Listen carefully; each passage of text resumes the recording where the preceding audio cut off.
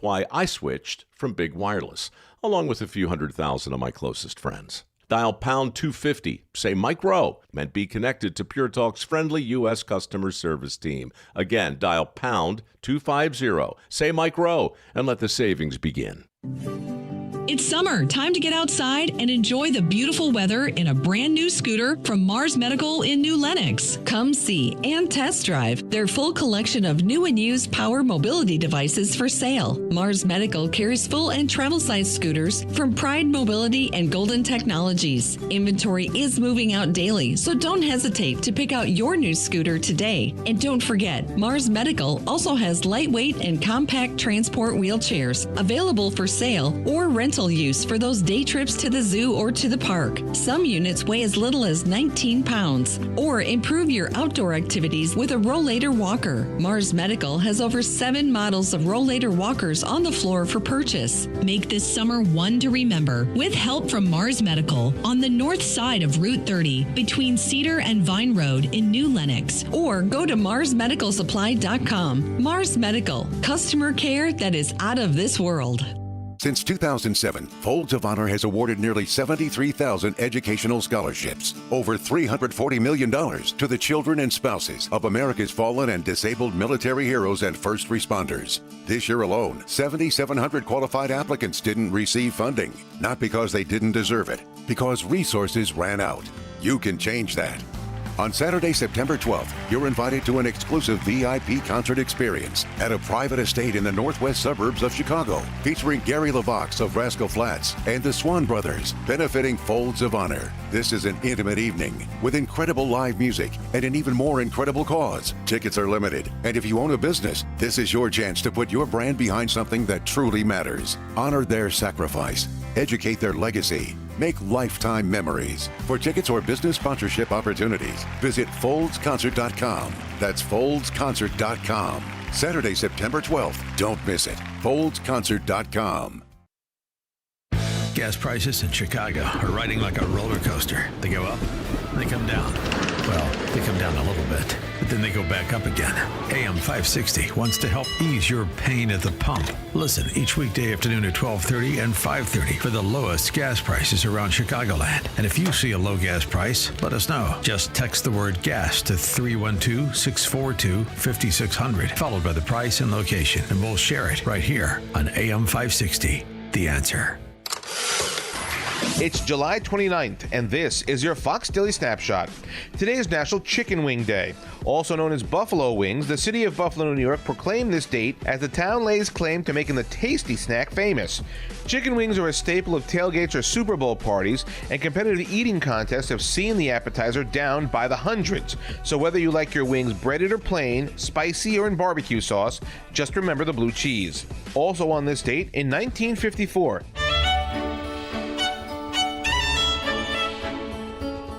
The Fellowship of the Ring by author J.R.R. Tolkien was published in London. It would be the first volume of the Lord of the Rings trilogy. And in 1965, the Beatles movie Help premiered in London. Queen Elizabeth attended the performance. If it's your birthday today, you share it with American investor and entrepreneur Charles Schwab, born in 1937. I'm Tushar Saxena, and that's your Fox Daily Snapshot.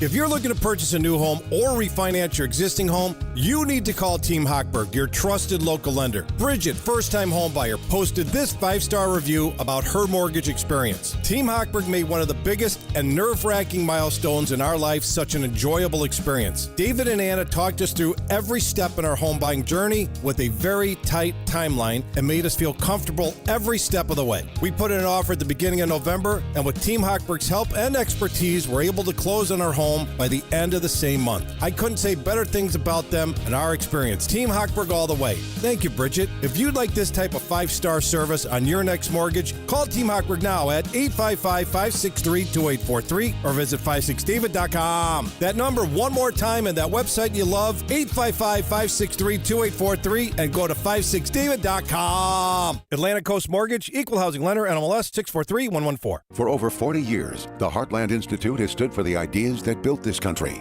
free markets, limited government, and individual freedom. Now you're invited to celebrate that legacy in person. Join Heartland on Thursday, September 3rd for their 42nd anniversary benefit dinner at the historic Palmer House Hilton in downtown Chicago, one of the city's most iconic addresses for over 150 years. This year's keynote speaker is Florida Governor Ron DeSantis, who has led Florida through 2 terms of record economic growth, making it one of the fastest growing states in the nation.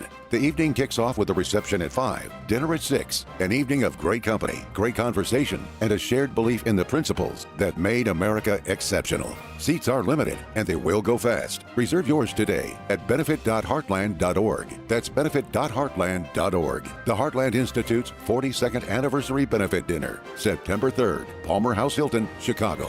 Don't just believe in freedom, celebrate it. You need a construction company, but who? Call Crosscom. A construction company you can trust that shares your Christian and conservative values. For decades, Crosscom has been doing work in Chicagoland, Northwest Indiana, and Wisconsin. Roofs, siding, windows, doors, gutters, basically everything for your home or business, even solar. Quality work and professional services that make you feel great about your decision to work with Crosscom. Call Crosscom. 630-871-5500. Give them a chance to earn your business. If your repairs are due to storm, fire, or flood damage, you need to call Crosscom. They're licensed public adjusters. They work for you, not the insurance company. Crosscom will work to get you the money you deserve, the maximum payout. They know the insurance companies and how to deal with them. They win for you. Call Crosscom. Crosscom Construction and Public Adjusters. This is Dan Lights with Crosscom. You can trust us with your home or business for high quality work and fair prices. It's the only way we do business. 630-871-5500. CrosscomPublicAdjusters.com. Join Illinois Family Action for the Save America Rally, 7 p.m. Tuesday, August 4th at the Bolingbrook Golf Club. Former U.S. Comptroller General David M. Walker, along with businessman and author Joe Penland Sr., will offer big, bold, and practical solutions for fixing Social Security and protecting other vital programs from the reach of those who preach for communism in America. And during the Save America Rally, hopeful messages for the land of Lincoln from key Illinois candidates: Darren Bailey for governor, Don Tracy for U.S. Senate, and James Martyr for Congress. Go to IllinoisFamilyAction.org for more information. IFA's David Smith. Join us as we stand together to save America. The Save America Rally is free. Be there Tuesday, August 4th at the Bolingbrook Golf Club. Find out more at IllinoisFamilyAction.org. Paid for by Illinois Family Action. Making the switch to a new communications and IT company may seem like a big ordeal, but if you're not getting the reliable support, consistent internet, and secure solutions your company needs, meet Access One, your local Chicagoland IT experts. Access One has been powering Chicago businesses with secure, reliable IT solutions for over 30 years from our headquarters right here in the West Loop. Whether it's VoIP phones, dedicated internet, managed cybersecurity, cloud backups, or 24/7 support, Access One is here for you. Serving thousands of companies from Naperville to the North Shore, Access One is Chicago-owned and Chicago-run, a trusted IT partner for law firms, clinics, tech startups to manufacturers. We'll make the switch easier than you think. Let's talk. Call 800-804-8333 or visit accessoneInc.com. Rated top 5% in customer satisfaction and a Better Business Bureau A+ rated business. That's accessoneInc.com. Tech made personal, locally. Signature Bank is Chicago's fastest growing independently owned business bank, a bank where relationships still matter. Signature Bank knows your name and your story. I'm Dan Proft, and I know this because Signature Bank is my business bank. Hi, I'm Tony Patrick, CEO of Total Wall and a client of Signature Bank. We produce high-performance materials used in exterior insulating finish systems and other stucco applications. During a recent business transaction, I learned quickly that having the right banking partner matters. Signature Bank stepped in, took time to understand my business needs, and kept things moving. If you need a banking partner you can rely on, look for a team with real experience and a commitment to your success. For me, that's Signature Bank. Signature Bank helps local businesses succeed. Want to learn how Signature Bank can help turn your business vision into reality? Call Signature Bank at 773-467-5600 or visit signaturebank.bank. Member FDIC, Equal Housing Lender. I'm attorney Stephen Leahy. If you're a business owner with unfiled tax returns, tax season is not your friend. This is when the IRS turns up the heat. They match 1099s. They review payroll filings. They compare bank deposits. And when returns are missing, they don't send you a warning. They take action. Penalties stack up fast. Liens become public. Bank levies can drain your account. I see it every year. Good business owners who waited too long. Not because they're crooks, but because they were overwhelmed. Let me be clear. Hiding makes it worse. Action makes it fixable. I help business owners get compliant, file what's missing, and negotiate from a position of strength, not fear. Don't wait for the next certified letter. Don't wait for a levy. Go to fightbacknow.com and sign up for my daily email. I'll tell you exactly what to do next, step by step. Or call me right now at 312-664-6649. Act now before the IRS acts first. Matthew. Huh? Oh, sorry. It's okay. I just need you to listen to me. I know that a lot of times, Mom, it might not seem like I'm listening to you, but I am. I hear you. And what you say really does matter to me. I mean, let's be honest. No kid likes rules, but I get why we have them. I hear you, and I know it's because you care. All the talks we've had over the years, including what you've told me about not using alcohol and other drugs, they stick with me. And believe it or not, they really do make a difference, especially at times that matter most. Hey, want a drink? No thanks, I'm good. So thank you, Dad, for talking and preparing me for what's ahead. Thanks, Mom, for never giving up and always being my biggest fan. Thank you for letting me know what you expect, so I can try to meet your expectations. Thank you for talking. For more information about talking with your kids about underage use of alcohol and other drugs, visit underagedrinking.samhsa.gov. Maybe you've thought about taking a cruise. Maybe you've even talked yourself out of it. But this is not just another vacation. This is the Gulf of America cruise. 7 days through the Caribbean with Mike Gallagher, Scott Jennings, Larry O'Connor, Jennifer Horn, and a ship full of people who love this country. No packing and unpacking, no complicated planning, just great destinations, meaningful conversations, and a once-in-a-generation celebration of America's 250th. This November, be there. Text CRUISE to 94878 to book your cabin today. Foundations of Freedom, a look at America's founding principles and the leaders who shaped our nation. During the War for Independence, General George Washington, the man we refer to today as the father of our country, led American troops through military defeat after defeat. And in the bitter winter of 1777, he wrote this somber note to a friend in Philadelphia.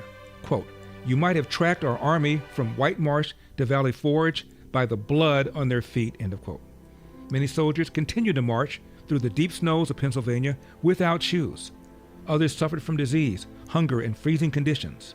Nearly 2,000 of Washington's men died. Yet George Washington did not lose faith. Amid the hardship, loss, and uncertainty of Valley Forge, he turned to God in prayer. At a time when our nation once again faces division and uncertainty, may we follow Washington's example, kneeling humbly, praying faithfully, and asking God to guide the future of America. Need a little hope in your life? Listen to Truth for Life with Alistair Begg every weekday morning starting at 7:30 a.m. on our sister station, AM 1160. Hope for your life. Now, your official weather forecast. Today, expect abundant sunshine with hazy skies due to wildfire smoke reaching a high of 82. Tonight will bring a clear sky with a low of 64. Tomorrow, anticipate a transition from sun to clouds with a high of 88. I'm meteorologist Jason Caterina on AM 560, The Answer. Get the latest weather, traffic, and news updates online at 560theanswer.com. Portions of the following show may be pre-recorded. Now, from the Signature Bank Studios, this is Chicago's Morning Answer with Dan Proft on AM 560. The Answer.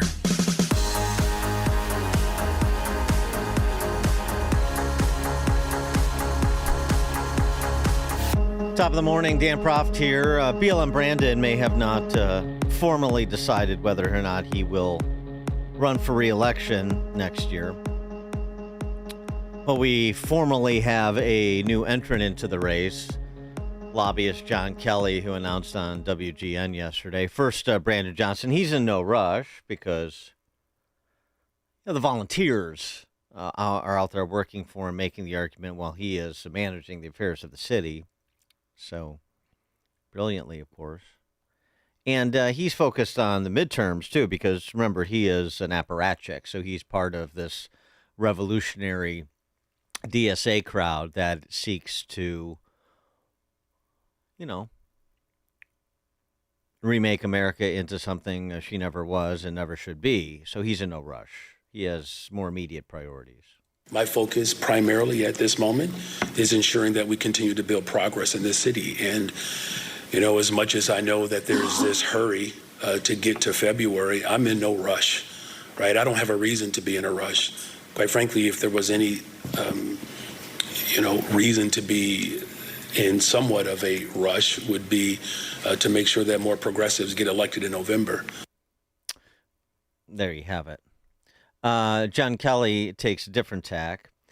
It's somewhat interesting. This lobbyist, I don't know him. I don't know a ton about him. I haven't really done a deep dig. Plenty of time for that. I know he's put together some star-studded backers, A.J. Brzezinski and Chris Chelios.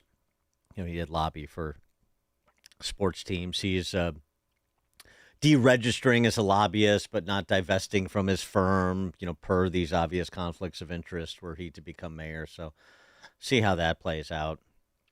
I mean, look, he's somebody who's represented rent seekers for many years and gotten very wealthy doing so. So he is part of the kleptocracy. I don't know how else to say it. So is he going to be some significant change agent? No, not in a structural way, but he promises, he doesn't say this explicitly, but this is the takeaway from watching this interview. He promises attitudinally to be a change agent in terms of competence, the turning of the dials and the pulling of the levers. He's going to be transactional, nonpartisan, non-ideological, sort of the get things done machine Democrat from a bygone era. I think he's going to find out, much like I tried to impress upon people 4 years ago, that the people you think are still in the city of Chicago who subscribe or would tolerate that sort of mayor are no longer there. And they have been largely displaced by people who are happy to howl at the moon and tilt at windmills with the government unions that run the place, even to their own detriment in terms of both economic security and personal safety. So it may sound good, what you're about to hear from John Kelly, but in terms of his prospects, you have to bump this up against the actual composition of the city's electorate these days, not what you remember it being when Richard M. Daley last ran, because it's a very different place. I come from Chicago police officers, and my sister was a Chicago public school teacher. But the number one thing I have is a fire in the belly to do this job, because the mayor's job is an extremely difficult job. And I have gone out the past year to meet Chicago voters, and they talk about public safety. They talk about things that happen on the trains. They talk about high property taxes. I think with my background, I have the ability to work with everybody in the city council and even more in Springfield. The last 2 days before you announce, you have to do a lot of preparation to run for mayor of Chicago. My preparation was calling 50 aldermen. I phoned and I called and left a message for all 50 of the aldermen. That is the number one job of the mayor of Chicago. You need to work with the 50 aldermen because they got elected by the people, and that's what you need to do to get things done. Yeah, how'd the conversation with Byron Sigcho Lopez go, for example, there, John? Again, one of those things that sounds like solutionist in orientation, but runs into a reality that belies such simple formulations as you call the alderman, you work with them. I can work with people. I'm a people person. I know how to get things done, and so on and so forth. 312-642-5600, alphawealthgroup.com. Call and a text line. Do you have a horse in the mayor's race at this point? I know there's a lot of low cards in that hand, but certainly there's some center-right money flowing to John Kelly and even to Ali Giannoulias. Maybe a little bit to Susana Mendoza. And I have had the pleasure of playing golf with A.J. Brzezinski. I mentioned he's like a co-chair of Kelly's campaign. And, AJ's a conservative guy. I don't know Chelios' politics, but I assume he's, fairly commonsensical too. Most of those guys who have achieved great things in sports and had to work their tails off mentally, physically, and in every other way, don't have time for the fashionable viewpoints of lakefront leftists. So I suspect that there's appeal on that score, but there's a number of hurdles for Kelly to get into it, even though he still has a good ballot name for Chicago. When you're working for clients, and we've had clients, large clients, small clients, we've also done non-for-profits.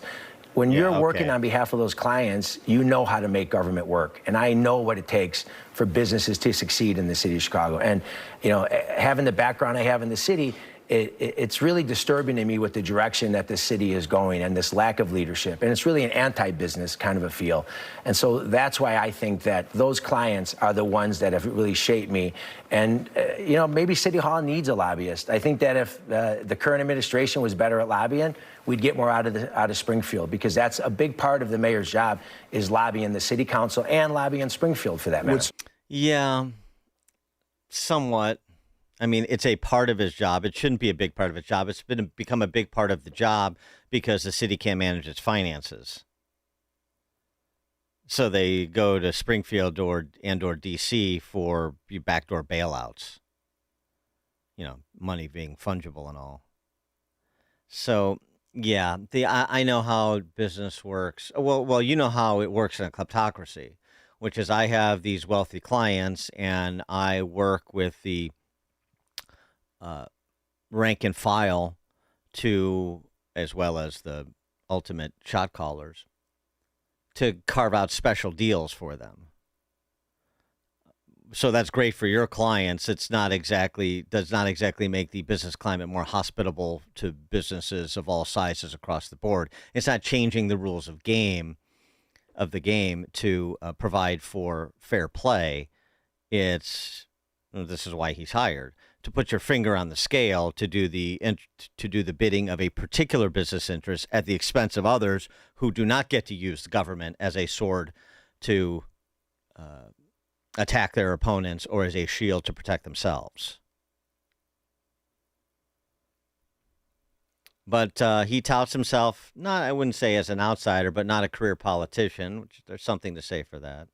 I'm going to have a lot of people in this race.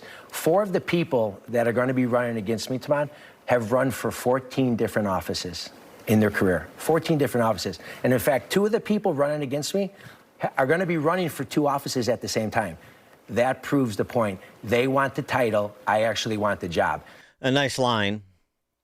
Nice line. But the whole, Chicago's in my blood. I have a fire in the belly.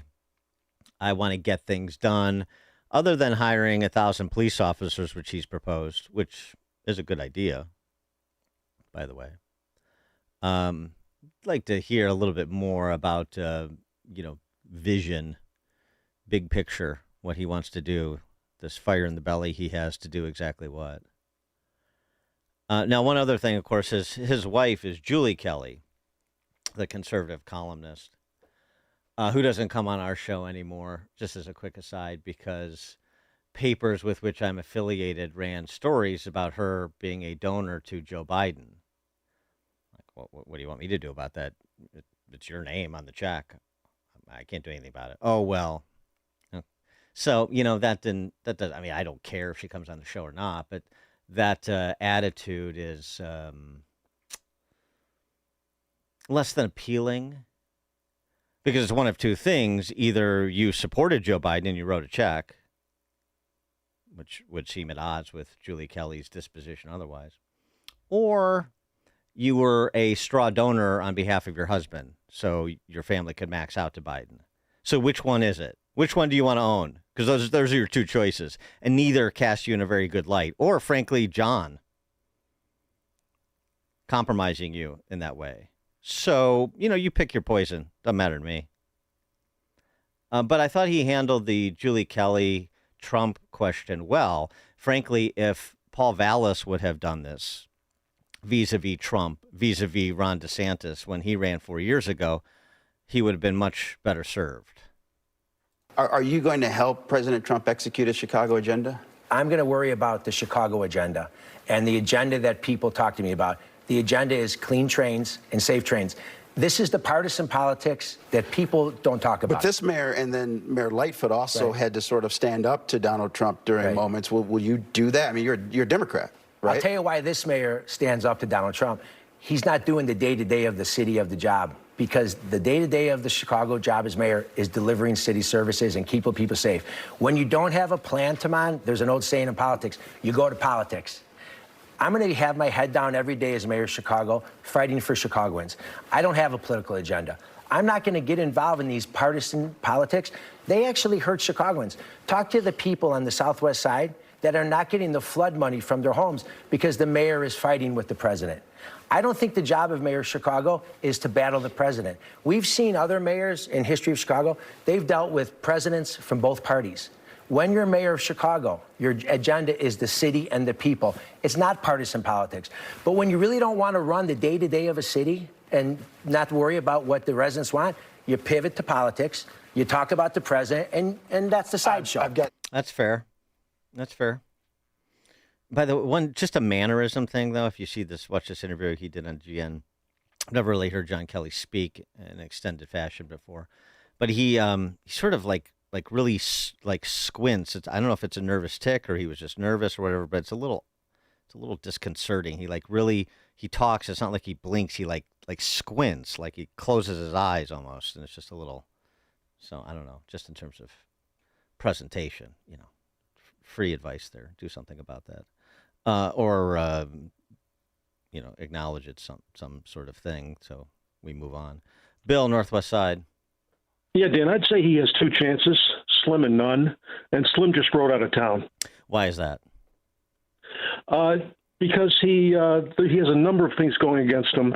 He's affiliated with the police, which they've been demonized to begin with, and some other things that he is in the wrong demographic, and he is probably going to be vilified by the press also, his coverage. Okay, thanks for the call, Bill. Well, he's in, and he's got the resources to stick around and make a go of it, so we'll see. Get to know John Kelly among the rest of the mayoral wannabes over the next, let's see, what is it, August, just about? I mean, the primary's February. We're really like 6 months away, and since we don't have any particular races at the statewide level in Illinois in November to pay attention to, it would appear, we might as well get right to it. All right, let's check the headlines with Mike Scott. Good morning. In the QC Kinetics newsroom, storm recovery continues. As of this morning, we have over 2,300 people on the ground, utility workers, across our most devastated areas. 1,200 of them are outside of the region, called in to help support our response. ComEd says about 84,000 remained without power this morning. NIPSCO in northwest Indiana, about 3,500. Many in Chesterton remain without power. The body of a contractor who became trapped in a storm sewer beneath a Downers Grove street as storms swept through the area Monday has been recovered. The missing contractor was found around 5 p.m. Tuesday in a storm sewer near Washington Street. Pronounced dead on the scene, the DuPage County Coroner's Office will determine cause and manner of death. At least 4 tornadoes did touch down in the Chicago area as storms tore through the area Monday. The National Weather Service has survey crews out. It literally did sound like a freight train. It just got pitch black. And we both were like, I've never seen it this black before. That homeowner saw a tornado go through in Glen Ellen. There was an EF1 tornado in Lansing, EF1 tornado in Country Club Hills, Hazel Crest, Harvey, and Homewood, and an EF0 tornado that tore through parts of Orland Park. 2 were hurt, 1 critically injured in a crash between an SUV and an ATV on Chicago's northwest side Tuesday night. The driver of that ATV transported to Lutheran General. American Airlines requested a ground stop Tuesday evening. The Federal Aviation Administration confirmed it was lifted a short time later. A spokesperson confirmed it was a technology issue. Planes in the air were able to land, but no flights were taking off until the issue was resolved. As Illinois students return to school this fall, school boards and families will discuss and implement a new bell-to-bell cell phone ban, signed yesterday by Governor J.B. Pritzker. Students are distracted. Teachers sometimes have trouble getting students' attention. And, of course, the mental health impact that social media and phone usage are having on our kids. Dr. Suzanne Johnson of U46 says implementation of their ban had a turbulent start, but is now widely popular. Students were asked to identify one thing we should not change, and they identified the new cell phone personal device guidelines. They needed to stay in place. U46 awarded a phone lock bag company a $172,000 contract for about 6,600 pouches last year. By the way, there is no money in the new bill for cell phone lock bags for schools across the state. Chicago police are warning locals and travelers about a recent spate of vehicle thefts inside the parking garages at O'Hare. According to CPD, each incident involves a male suspect arriving by the CTA Blue Line. He walks into various parking garages looking for open cars with keys inside and then drives off. Police say the suspect looks for those unlocked keys for quite some time and then moves on. Chicago sports. Cubs jump out early to a 10-2 win over the Cardinals. Garrett Cole's 6 shutout innings, helping the Yankees beat the White Sox 3-2. And health is a concern on day one of Bears training camp. No, I think it's important to have the mindset that you're always hunting. And that's what we're going to do. I'm sure Coach will talk about our mentality as we move forward, but we're going to be hunting at all times. GM Ryan Poles, Montez Sweat, who had a team-high 10 sacks last season, has already been placed on the non-football illness list. The news, a service of Mattress Firm. Still sleeping on that old bed? Mattress Firm sleep experts can help you choose the perfect upgrade. They guide you every step of the way. Shop today. Save big during the best sale of the year. They make sleep easy. Chicago's Morning Answer continues next. And in 2 minutes, a check of our AccuWeather forecast in the Air Right Heating and Cooling Weather Center. Sean Fest returns on August 28th at the Westin Chicago Northwest in Itasca. Be a part of a live, on-location broadcast of The Sean Thompson Show, including a performance of the national anthem, followed by live music, food, drinks, and an opportunity to meet Sean Thompson. Registration is free. Go to 560theanswer.com/SeanFest. That's 560theanswer.com/SHAUN Fest. Sponsored in part by Class A Insurance, owned by Thomas Iacenta. How many times are you going to walk into that outdated bathroom and think, I really need a bathroom makeover? Stop putting it off and transform your bathroom and your life in as little as one day with a beautiful, affordable shower makeover from Jacuzzi Bath Remodel. Choose from custom designs tailored to your budget and style, including safety-focused features for beauty and peace of mind. I've had a great experience from start to finish. The crew that came in, they were so professional. This looks like a marble, beautiful, new shower, and it was done all in one day. Right now, we're waiving all installation costs, plus offering no interest and no payments for up to 1 year. Call now to schedule your free design consultation and quote. Call 800-384-3318. That's 800-384-3318. Call 800-384-3318.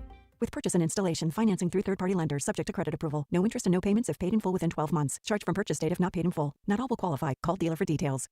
Hi, it's Amy Jacobson, and last year I hired Level 10 Coatings to give my garage floor a total makeover, and I am loving it. It still looks great, shiny and clean. Level 10 Coatings. Now, you've got to call these guys if your garage floor is cracked, stained, still covered in salt. Don't live like that. Get it done now so you can enjoy it this summer. Level 10 Coatings. They're fast, reliable, and highly professional. Guess what? I went to work. When I came home, it was done. A shiny new gleaming garage floor. A quick, easy fix. fix, and it's guaranteed never to chip or peel. Why? It's not an epoxy job. It's better. Level 10 uses polyurea, which is much better than epoxy. So schedule your free quote today and mention me, Amy, to receive $500 off. Visit level10coatings.com. That's level, the number 10, coatings.com, or call 855-510-2628. Staff are local and ready to answer questions. Level 10 Coatings, your premier concrete coating experts. Hey, AM 560 listeners, Jeff checking in again from JeffBuysYourHouse.com. What I learned serving our great nation in the military is that every mission is unique and success starts with listening. For nearly 20 years, our veteran-led house buying team has taken the time to understand what matters most to each homeowner we serve. Every home has a story, and every seller has different needs. Whether you want a quick closing or need extra time to find your next place, we customize our approach around what works best for you.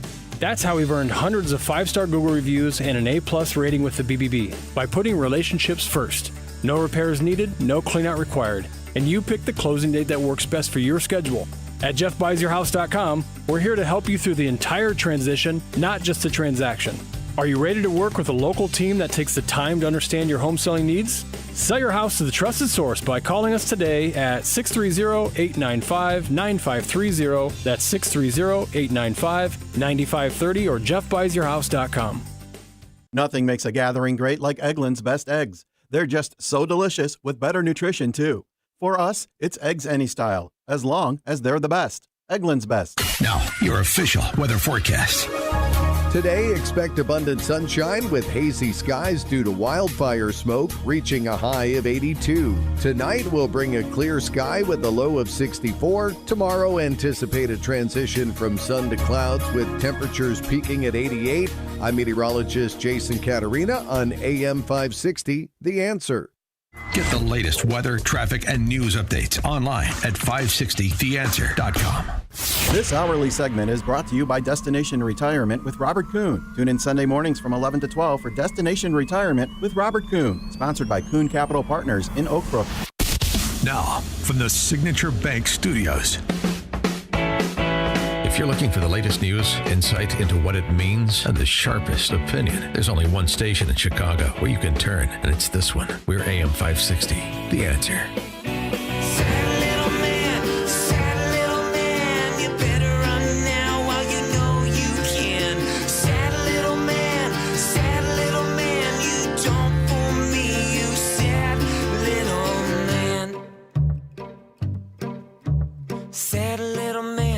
Trap you like a dog, put your head in the net while they eat you raw. Don't ask why, just comply, 'cause fear is the drug that the doc prescribed. Sad little man, you can watch him on the news, preaching to his choir while they learn the rules. Some feel safe and some feel healed, but they'll all hold his hand as he makes the kill. Sad little man, you better run now while you know you can. Sad little man, you don't fool me, you sad little man. Top of the morning, Dan Proft here. That sad little man, Tony Fauci, on the Hill today. Long time coming, the vindication for the Rand Pauls and the Ron Johnsons of the world with respect not just to origins of the virus, not just to gain of function, but with respect to this professional prevaricator, Tony Fauci. I mean, I'm really looking forward to this. I'm really interested to see how well Fauci holds up under the scrutiny of his own words. Now, there was some of that in previous congressional testimony from Fauci, because there was so many things that he said over the course of COVID that were in conflict with one another, saying one thing today and the exact opposite 6 months later, because it was mostly about politics. Very little was it about science. And this seems to me needs to be displayed in full color today. In addition to the complicity of the DC press corps, that the entire cast of on-air propagandists at CNN, for starters. What is it you hope to see, you hope is accomplished from the opportunity to once again interrogate Fauci today. 312-642-5600, alphawealthgroup.com, call and text line. I mean, just pick a topic, any topic under COVID, and you have ample evidence to present to the public via this opportunity to once again cross-examine Fauci and perhaps get some admissions, even if you don't get the political, legal, economic reckoning that Fauci is otherwise owed. I guess we're going to have to leave, more likely than not, unless he lies under oath today, we're going to have to leave meting out of justice for all that Fauci did to a higher power. But for example, Tony Fauci never recommended a shutdown. Never recommended a shutdown. He doesn't. It's not his call. He offers science. He offers observations rooted in science, and then it's up to the authorities to make policy. So, for example, Fauci in July and August of 2022 versus Fauci in October of 20. In October of 20, this was Fauci. I recommended to the president that we shut the country down.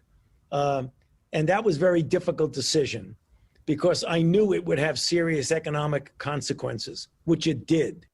And then Fauci, 2 years later, July and August of 2022. First of all, I didn't recommend locking anything down. And the record will show, Neil, that we didn't recommend shutting everything down. Fauci, on the vax preventing getting sick, it will essentially immunize you and prevent you from transmitting the virus to others. So Fauci and Walensky, let's fold her in too. Fauci and Walensky in the early part of 2021. Walensky in March of 2021. Our data from the CDC today suggests, that vaccinated people do not carry the virus, don't get sick. Fauci in May of 2021. When people are vaccinated, they can feel safe that they are not going to get infected. They can neither get nor give. You remember. Do you have a refrigerator magnet that says that? Probably mailed to you by the CDC. Can neither get nor give. That's what you just heard from both of them, in effect. And then Fauci in December of that same year. Wondered whether you felt there had been a communication error from government officials throughout this pandemic by suggesting initially that the primary reason to get vaccinated was to prevent you getting COVID at all, as opposed to reducing the severity. Well, I think it was the question of what people interpreted. It's a failure of interpretation. It's not him.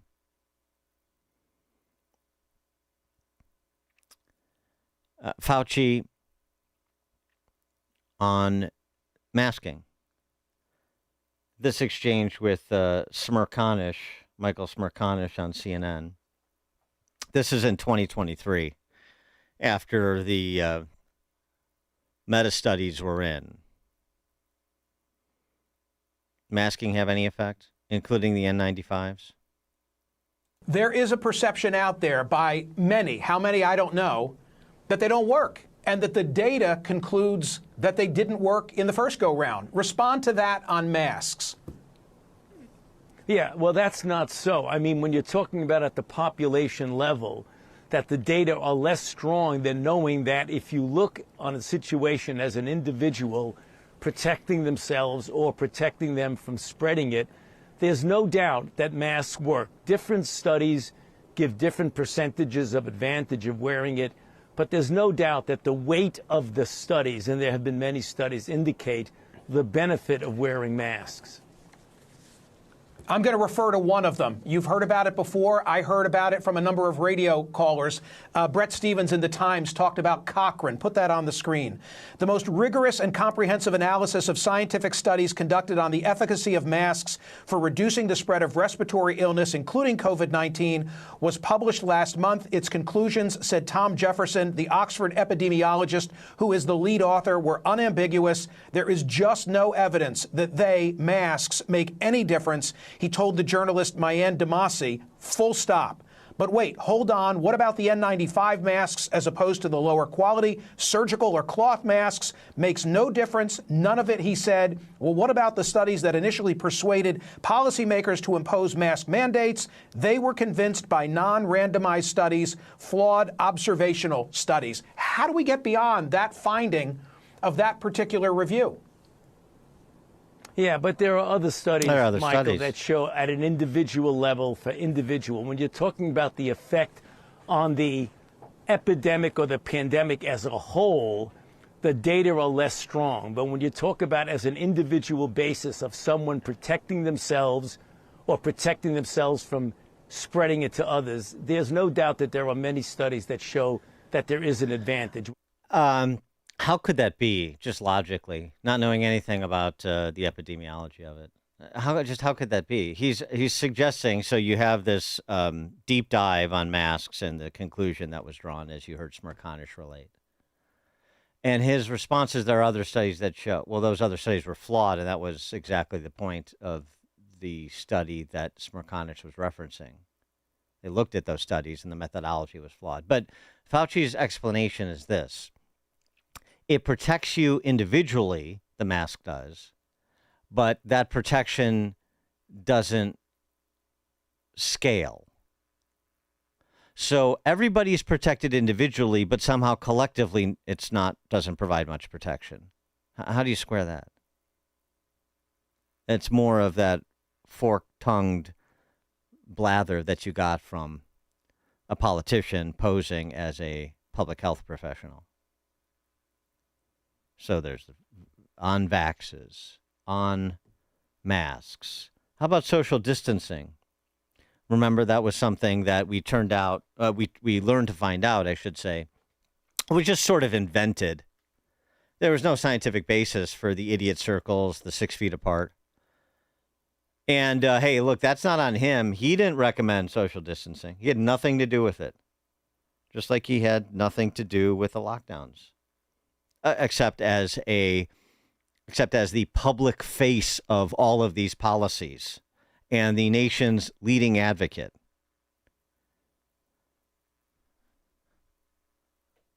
We have to make sure we don't forget that the most important thing is to keep this 6 foot distance from individuals. However, you testified recently, and I'm quoting, this 6 foot rule sort of just appeared. Staying 6 feet away from people. This 6 foot rule, staying 6 feet apart, crippled businesses. Maintaining 6 feet of distance, allowed students to stay at home and not learn. It's so important. Maintaining distance of 6 feet or more. Do you think that a rule that sort of just appeared is substantial justification for the regulations that we saw based on that 6 foot rule? 6 feet apart. The CDC was responsible for those kinds of guidelines, not me.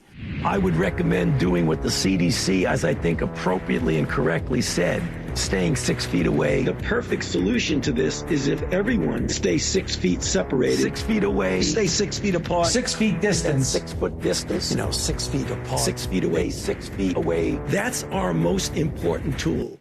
It had little to do with me, since I didn't make the recommendation.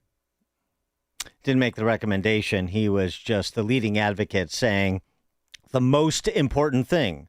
That was a supercut. That was not like just he said it once and that just repeats. That's how many times and how many media appearances where he emphasized the importance of social distancing. The most important thing. I support the CDC's recommendation. And then he's Pontius Pilate. Over and over again, as the policies that were pursued based on the recommendations of Fauci and others, and the proselytizing of Fauci that gaslit, I don't know, half or more of the public, turned out to be disastrous. Then he does the, step away. I was just somebody following the science and making recommendations, based on what we knew at the time. Worst person of this century, Tony Fauci. Jerry in Norridge on Chicago's Morning Answer. Good morning, Dan. Thanks for taking my call. Man, this guy really screwed up this country. Anyway, where do people get the answer? Who answers for all the people that lost their jobs, the nurses that lost their jobs, the military people that lost their pensions, and the Chicago workers that didn't want to get that shot? They lost their jobs. Who answers for them? Mm-hmm. Thanks for the call, Jerry. Mike, Union. Hey, Dan, one thing that I haven't heard you cover yet, though, is the amount of money that this scumbag made in cooperating with the pharmaceuticals and everything else. Hopefully they get him on this one. I know he got really rich from this one, Dan. Well, thanks for the call, Mike. Well, I mean, he started out as the highest paid government employee at north of $400,000, and after 40 years, that's a pretty handsome pension. Also, this Paul Sperry noted this, investigative reporter Paul Sperry. Financial disclosure records reveal Fauci was an investor in Nancy and Paul Pelosi's favorite restaurant in San Francisco, Jackson Fillmore Trattoria, which SBA records reveal received at least $307,000 in COVID-tied PPP funds benefiting Fauci and his stake in the restaurant.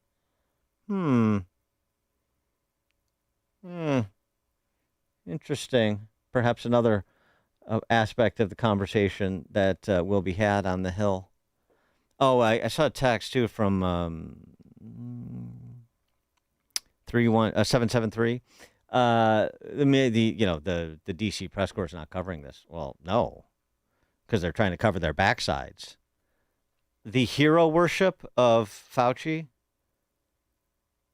from these journalists, those that gather for the White House Correspondents Association dinner to congratulate themselves on their upholding the proud tradition of the Fourth Estate, speaking truth to power, comforting the afflicted and afflicting the comfortable. Right.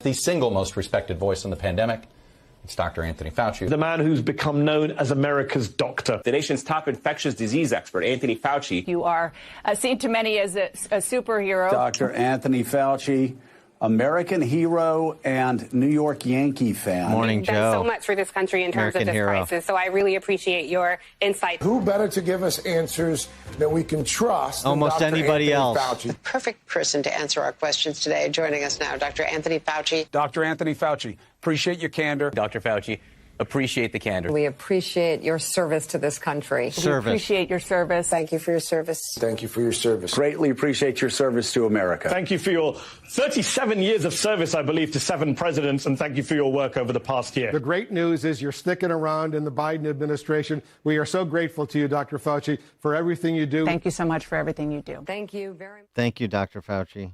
Thank you, Dr. Fauci. Hero, service to the country.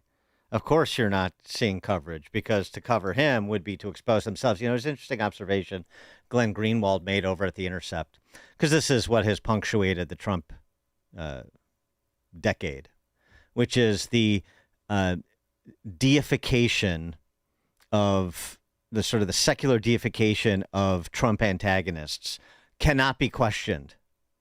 And it doesn't, and they will go low as they need to go. It could be Michael Avenatti, it could be Michael Cohen, Tony Fauci, Jack Smith.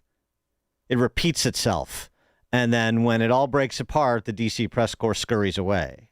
It's just what they do. It's now 6 o'clock on AM 560 WIND.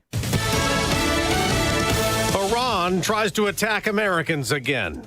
I'm Dave Anthony, Fox News. Overnight, Iran launched a surprise attack against U.S. forces in Jordan. At least 5 missiles were fired by Iran, breaking the lull in fighting over the past several days. That's Fox's Trey Ingston, Tel Aviv. CENTCOM released a statement saying all Iranian missiles were successfully intercepted. The United States has not yet responded to that attack, but overnight, U.S. and Saudi planes conducted a series of airstrikes against Iran-backed Shia militias in Iraq, who were responsible responsible for 30 drone attacks over the past 3 days. Now, the flare-up comes after Israel's Prime Minister Benjamin Netanyahu went to the White House and then told Fox's Hannity he and President Trump had a great meeting discussing preventing Iran from having nuclear weapons. We have a common goal. And it's going to be achieved, either through diplomatic means or other means. Before Netanyahu's White House meeting, Ukraine's President Volodymyr Zelensky was there discussing the war against Russia, also telling Fox's Hannity. President Trump wants and the Europeans want, Putin doesn't want. We are asking to stop this war each day. And after Zelensky and Netanyahu attended late Senator Lindsey Graham's funeral, Ukraine's leader was at the Senate for this. Late yesterday, the Senate cast a bipartisan vote to advance a bill named after Lindsey Graham that would extend sanctions on Iran and increase sanctions on Russia, as well as nations that buy Russian oil and gas. Fox's Jonathan Seri in Columbia, South Carolina, where there's another funeral, and then Graham will be laid to rest. Could get testy at the Senate next hour when ex-Trump and Biden co-innovative advisor Dr. Anthony Fauci will be questioned at a Senate hearing over what he wrote in his private diary about COVID and the response. Republican Senator Roger Marshall tells Fox. He was so drunk with his own fame that he was emotionally conflicted since he funded this virus. Which Dr. Fauci denies and may spar with senators over again. Someone in Florida is suddenly filthy rich, winning the Mega Millions $800 million jackpot. America's listening to Fox News. 63 degrees in Chicago. And I'm Mike Scott in the QC Kinetics newsroom. This week's storm recovery continues. As of this morning, we have over 2,300 people on the ground, utility workers, across our most devastated areas. 1,200 of them are outside of the region, called in to help support our response. ComEd says about 84,000 remain without power this morning. Another new name is set to run for mayor of Chicago. You've heard Dan talk about it this morning. The name is John Kelly, no stranger to politics in spite of never running for office. He's a longtime lobbyist, and in anticipation of his campaign, Kelly on WGN says he has deregistered as a lobbyist, but retains ownership of his firm. Kelly, like all candidates, needs 12,500 signatures. Serving Chicago and being a part of Chicago is in my bloodlines and in my families. I come from Chicago police officers, and my sister was a Chicago public school teacher. But the number one thing I have is a fire in the belly to do this job, because the mayor's job is an extremely difficult job. Also this morning, Mayor Brandon Johnson is circulating petitions, in spite of having not officially said he is running. But he's sounding a lot more like a candidate. There are a number of individuals that are eager to continue the progress that we've made over the course of my first 3.5 years.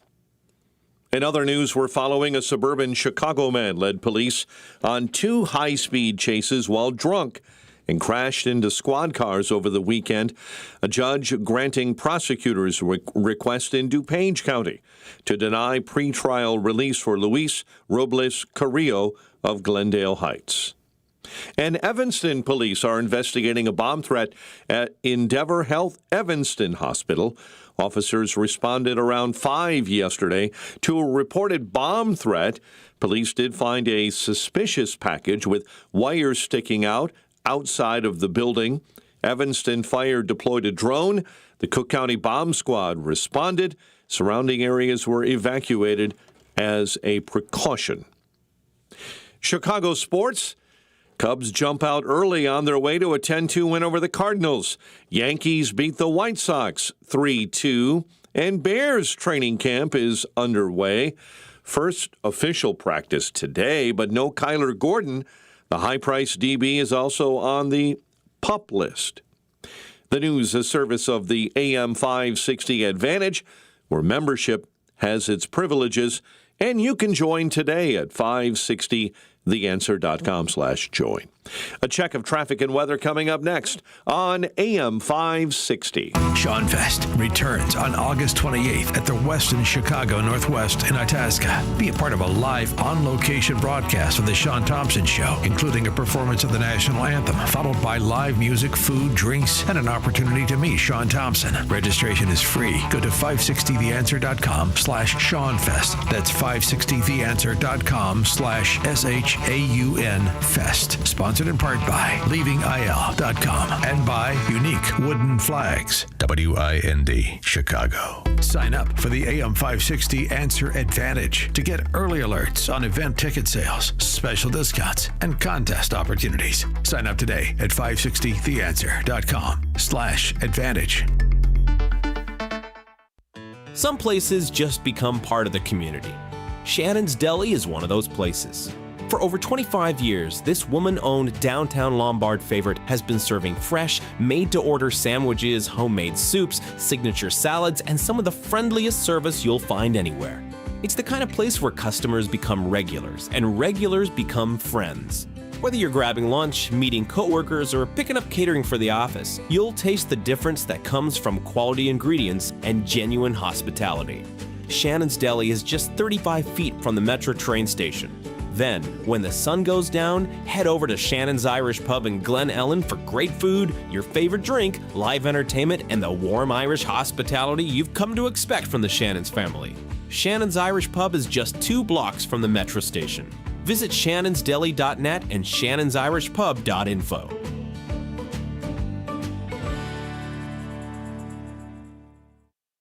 You know that feeling when you call your insurance company and you know that you're getting put into queue? Nobody wants to go through that, specifically Tommy and TJ Iaquinta with Class A Insurance. They're a father and son team built right here in Chicago's southwest suburbs on one idea: treat people like family. See, because they're independent, they're not stuck in pushing one company policy on you, one company rates on you. They shop the best carriers in the country, names you'd recognize, and find coverage that actually fits your life, your home, your car, even your boat and motorcycle. That's why they've been named one of the top 25 home insurance agencies in Chicago. 2 generations, 1 agency, and clients that stick with them for years. When something happens and claims happen, Tommy or TJ is the one who picks up the phone and walks you through the process themselves. If you're paying for a policy you don't understand from a company you never talk to, it's simple. Head to 560insurance.com. That's 560insurance.com. Get a free quote in minutes at 560insurance.com. Gain insight into building strong marriages and raising godly children with Focus on the Family with Jim Daly each weekday at 11:30 a.m. on our sister station, AM 1160. Hope for your life. 6:08, Team Hochberg Traffic Center time. Not a lot out there this morning. Stop and go on the outbound Kennedy between I-90 and Mannheim this morning. And there are problems as you begin your trip this morning. On Metra, North Central Line commuters may find some delays inbound from Antioch. A couple of trains have been canceled and or delayed. Chicago's Morning Answer continues next, and up next, a check of your morning forecast in the Air Right Heating and Cooling Weather Center. Today, expect abundant sunshine with hazy skies due to wildfire smoke reaching a high of 82. Tonight will bring a clear sky with a low of 64. Tomorrow, anticipate a transition from sun to clouds with a high of 88. I'm meteorologist Jason Caterina on AM 560, The Answer. Get the latest weather, traffic, and news updates online at 560theanswer.com. This hourly segment is brought to you by the Alpha Wealth Group, bringing the trilogy of estate, tax, and investment planning together. Visit alphawealthgroup.com for a free report. Now, from the Signature Bank Studios, this is Chicago's Morning Answer with Dan Proft on AM 560. The Answer.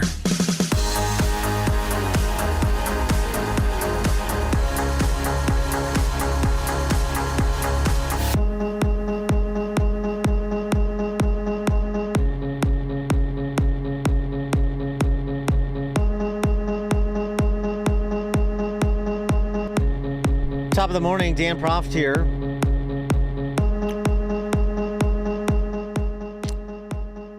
The DSA takeover of major cities, the race is on. Mamdani is moving forward with that pied-à-terre tax. One of the ways he's doing it is by listing all the kulaks in New York. The Department of Finance webpage posted hundreds of thousands of people who could find themselves in the crosshairs of the tax on, quote, luxury second homes. including a lot of A-listers whose names were published. I wonder how they feel about that. Like Cynthia Nixon from Sex and the City, a red in good standing, and Mamdani devotee, Anna Wintour,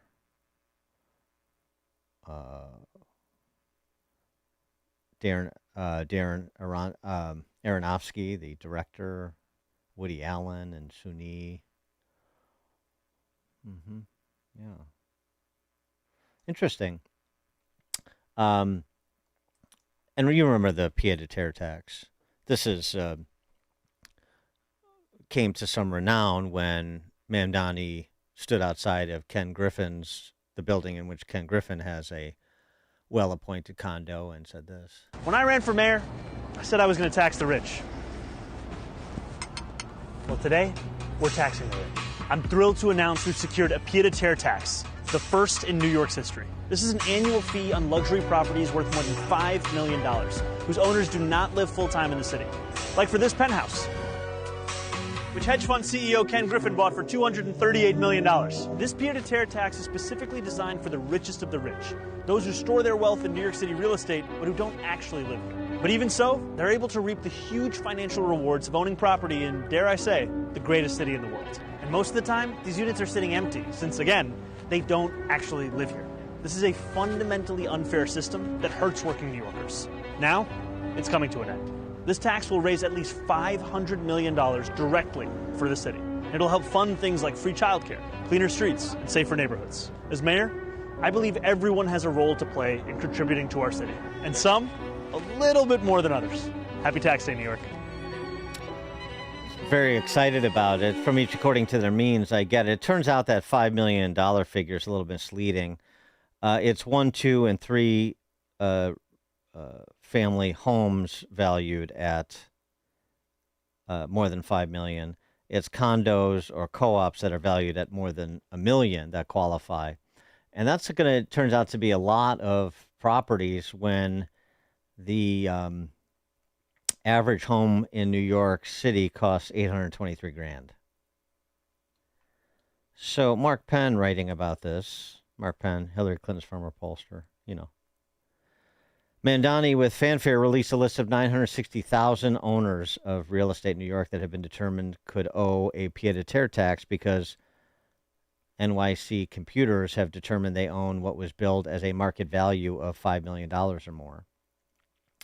Now, there are only about 1 million residential lots in New York, so the first question is, how did virtually every owner get put on that list? Well, it's a Department of Finance valuation, not necessarily a market one. And he makes the point that you're subject to the tax in the first 2 years if your property has a DOF valuation of more than $1 million. So the $5 million was fake. $5 million threshold. Once you're on the list, this is interesting, you have to prove you should not be taxed by showing you are a resident or by challenging the valuation. As Penn writes, good luck fighting the city bureaucrats on both of these counts. The individual litigation will be massive. Good news for lawyers, property tax appeals lawyers. Maybe Madigan can go work in New York after he gets out of the pen. It does not. He goes on to say, the whole housing sector will be dragged down by the additional annual taxation. You think?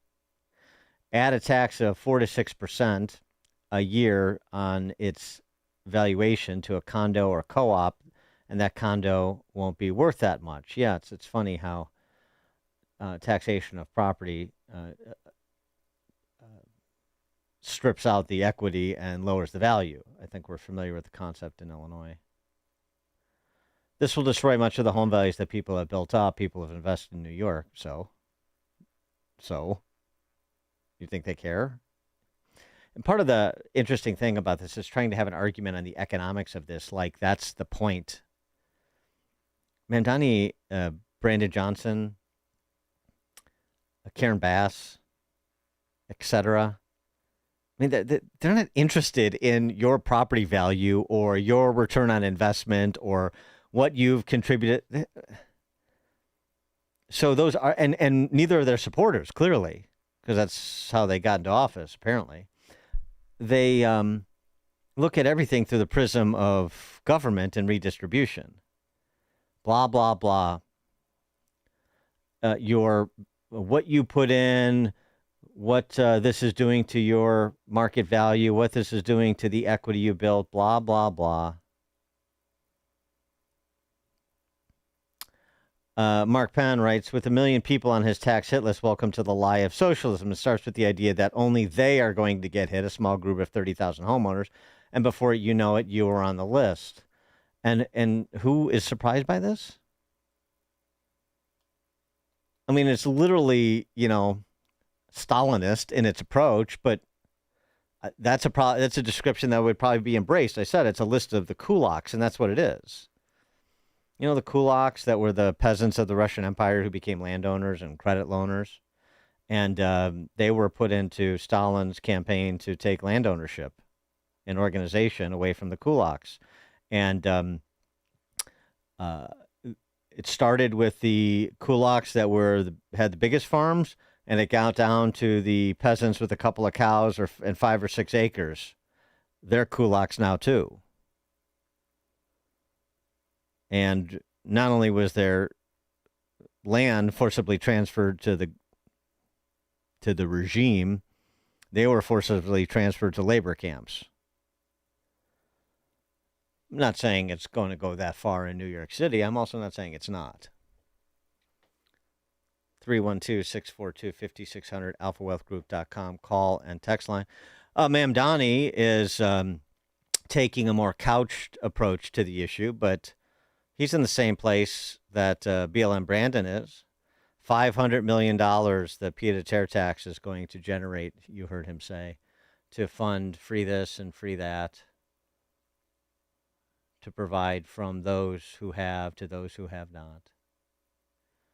And then there's the issue of reparations. If a commission studying reparations in this city recommended cash reparations for people impacted in New York City, would you support that recommendation? First, I want to say that I stand by what I submitted. Yes. It's the truth. Yes. It's not a personal assessment. And we often think about slavery and the complicity in slavery as being exclusively to certain geographic areas of the country. Right. Here in New York City, we were very complicit. And so I look forward to whatever those findings are. I can't give you an answer in advance of them, but I can tell you that this is critically important because this is also what it looks like to acknowledge what history truly was. I think we got your answer. I don't think we need to wait. Reparation comes in many forms. In Chicago, it's turning the Streets and Sands Department into a vehicle for reparations. It's why I've invested in our Streets and Sanitation Division, where we're hiring young people to be connected to a division of labor that black men in this country found dignity. I like to think of it as a form of reparations, if you will. I will. Thank you. In Massachusetts, a bill has been sponsored that would create a Muslim commission and prioritize Muslims for jobs in state government. Racial and somewhat religious spoil system. This comes as a surprise to you from identitarians? Identitarians using identity as the predicate for the same totalitarian policies that have unfortunately punctuated human history, particularly in the 20th century. Sold on the basis of equity and amelioration of historical offenses and the like, as you've just heard from both Mamdani and BLM Brandon. This comes as a surprise. It shouldn't, should it?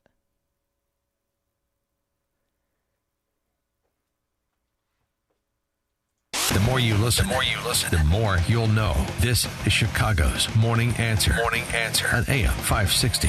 The Answer. Veterans and active duty service members, when your call to service ends, your mission doesn't have to. Go from GI to IT in just a few months at My Computer Career. Prepare for a high-demand career in cybersecurity, protecting people, systems, and institutions from real cyber threats. Cyber warriors are needed now. Will you answer the call? Go to mycomputercareer.edu/CWP to learn more. That's mycomputercareer.edu/CWP, an Elite CompTIA certification partner. VA education benefits are available to those who qualify. Maybe you've thought about taking a cruise. Maybe you've even talked yourself out of it. But this is not just another vacation. This is the Gulf of America cruise. 7 days through the Caribbean with Mike Gallagher, Scott Jennings, Larry O'Connor, Jennifer Horn, and a ship full of people who love this country. No packing and unpacking, no complicated planning, just great destinations, meaningful conversations, and a once-in-a-generation celebration of America's 250th. This November, be there. Text CRUISE to 94878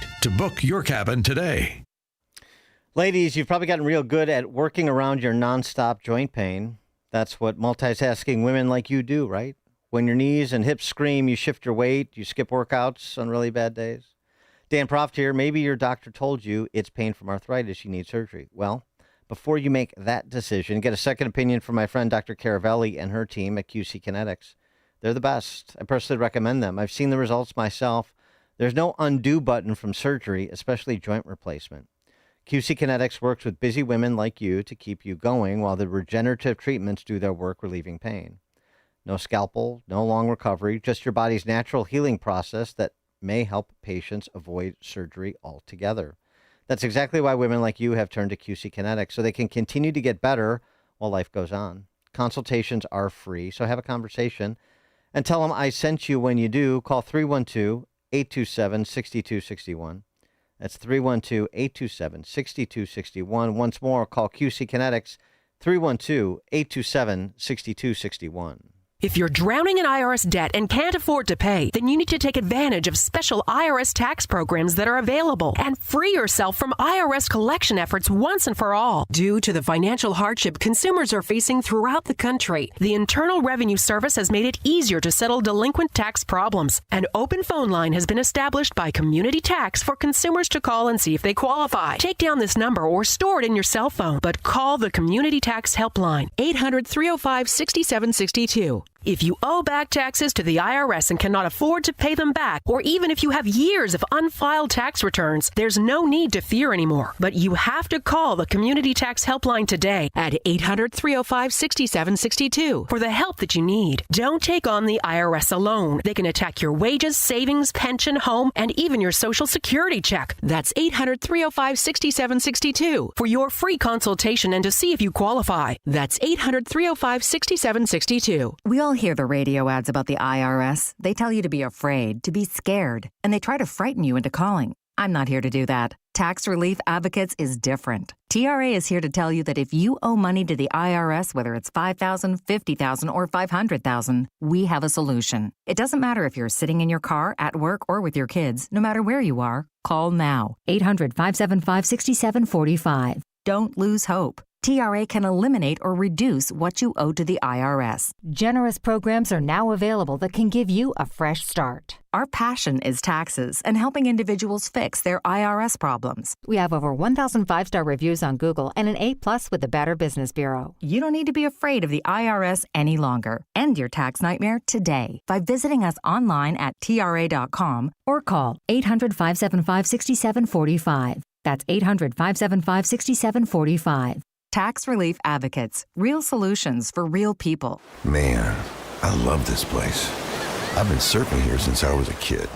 Now, seeing my grandson out on the water, it means everything to me.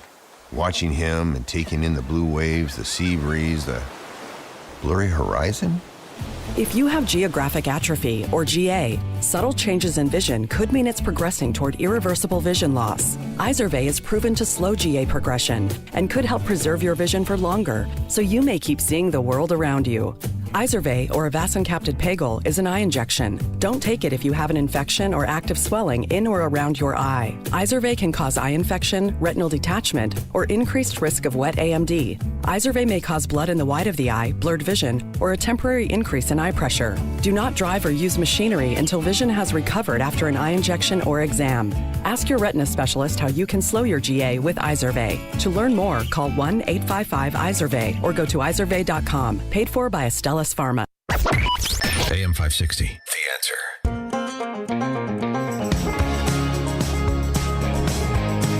Just a postscript at Mamdani. I don't know if you've seen, but 9/11 families circulating a petition to demand that Mamdani not participate in the 9/11 memorial event on September 11th, of course, of this year.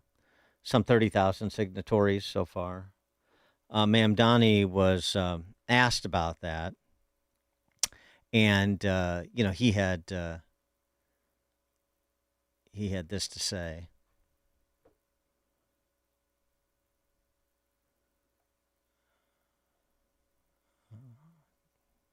Do we have that? People who are survivors of 9/11 are calling on you not to go to 9/11 memorial services. I wonder how you feel about the fact that they're trying to keep you away. I will proudly honor the families, the survivors, the first responders forever impacted by that horrific terror attack by standing alongside them at this year's 9/11 commemoration, reaffirming that we will never forget the solemn day felt by all of us who call this city home, and frankly, by all of us who call this country home. Exactly. Pay no attention to the candidates, DSA candidates that he endorsed, recruited and endorsed, who said that America deserved 9/11. That's sort of what I think has rankled some of the 9/11 families and others. But here again, I say, well, where were you at the front end of this before this guy was installed? Yeah, it's a struggle. Back to Chicago. I wanted to get this in. We've got a new crime fighting initiative underway in Chicago. And this, not something, this iteration of asininity is not something that comes from BLM Brandon. It comes from somebody who's otherwise getting a pass to relatively high marks, even from people who otherwise are in touch with what's happening on the ground in Chicago. I'm talking about Eileen, Madigan, Cullerton, Daly, O'Neill, O'Malley, O'Shaughnessy, McNulty, Burke. She's the Cook County State's Attorney. Big new initiative to combat crime on CTA. Are you ready for it? We are putting up these signs as an indication of what the consequences will be of any criminal actions on the CTA. We are hoping to deter crime and to encourage people to move forward in their witnesses of crime. These signs are a message to all of our riders and employees that we are working together with the County State's Attorney's Office to take action and ensure and promote a safe ride on the CTA. They're putting signs up on CTA, and they have a little video of them doing so, including State's Attorney Burke. Violence on the CTA will not, emphasis, be tolerated. There it is. You can get rid of the cops on the platforms of the violence interrupters. We just had to notify people that violence will not be tolerated, that crime is still illegal in Chicago. I mean, obviously we've had just a lot of George Costanzas riding the CTA, totally, ignorant of the fact that preying on people is something that is against the law and will be prosecuted by the Cook County State's Attorney's Office. And now that we have this signage, everything should be fine. Have no fear. Yeah, I got to plead ignorance on this one, State's Attorney Burke. I mean, had there been a sign, had I been told,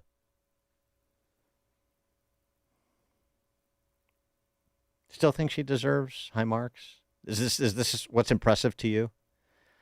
I guess this is what we prefer to do in Chicago, and what we may do when the mayor's race rolls around next year, which is we'll have somebody that is less of a obstreperous race hustler than Brandon Johnson.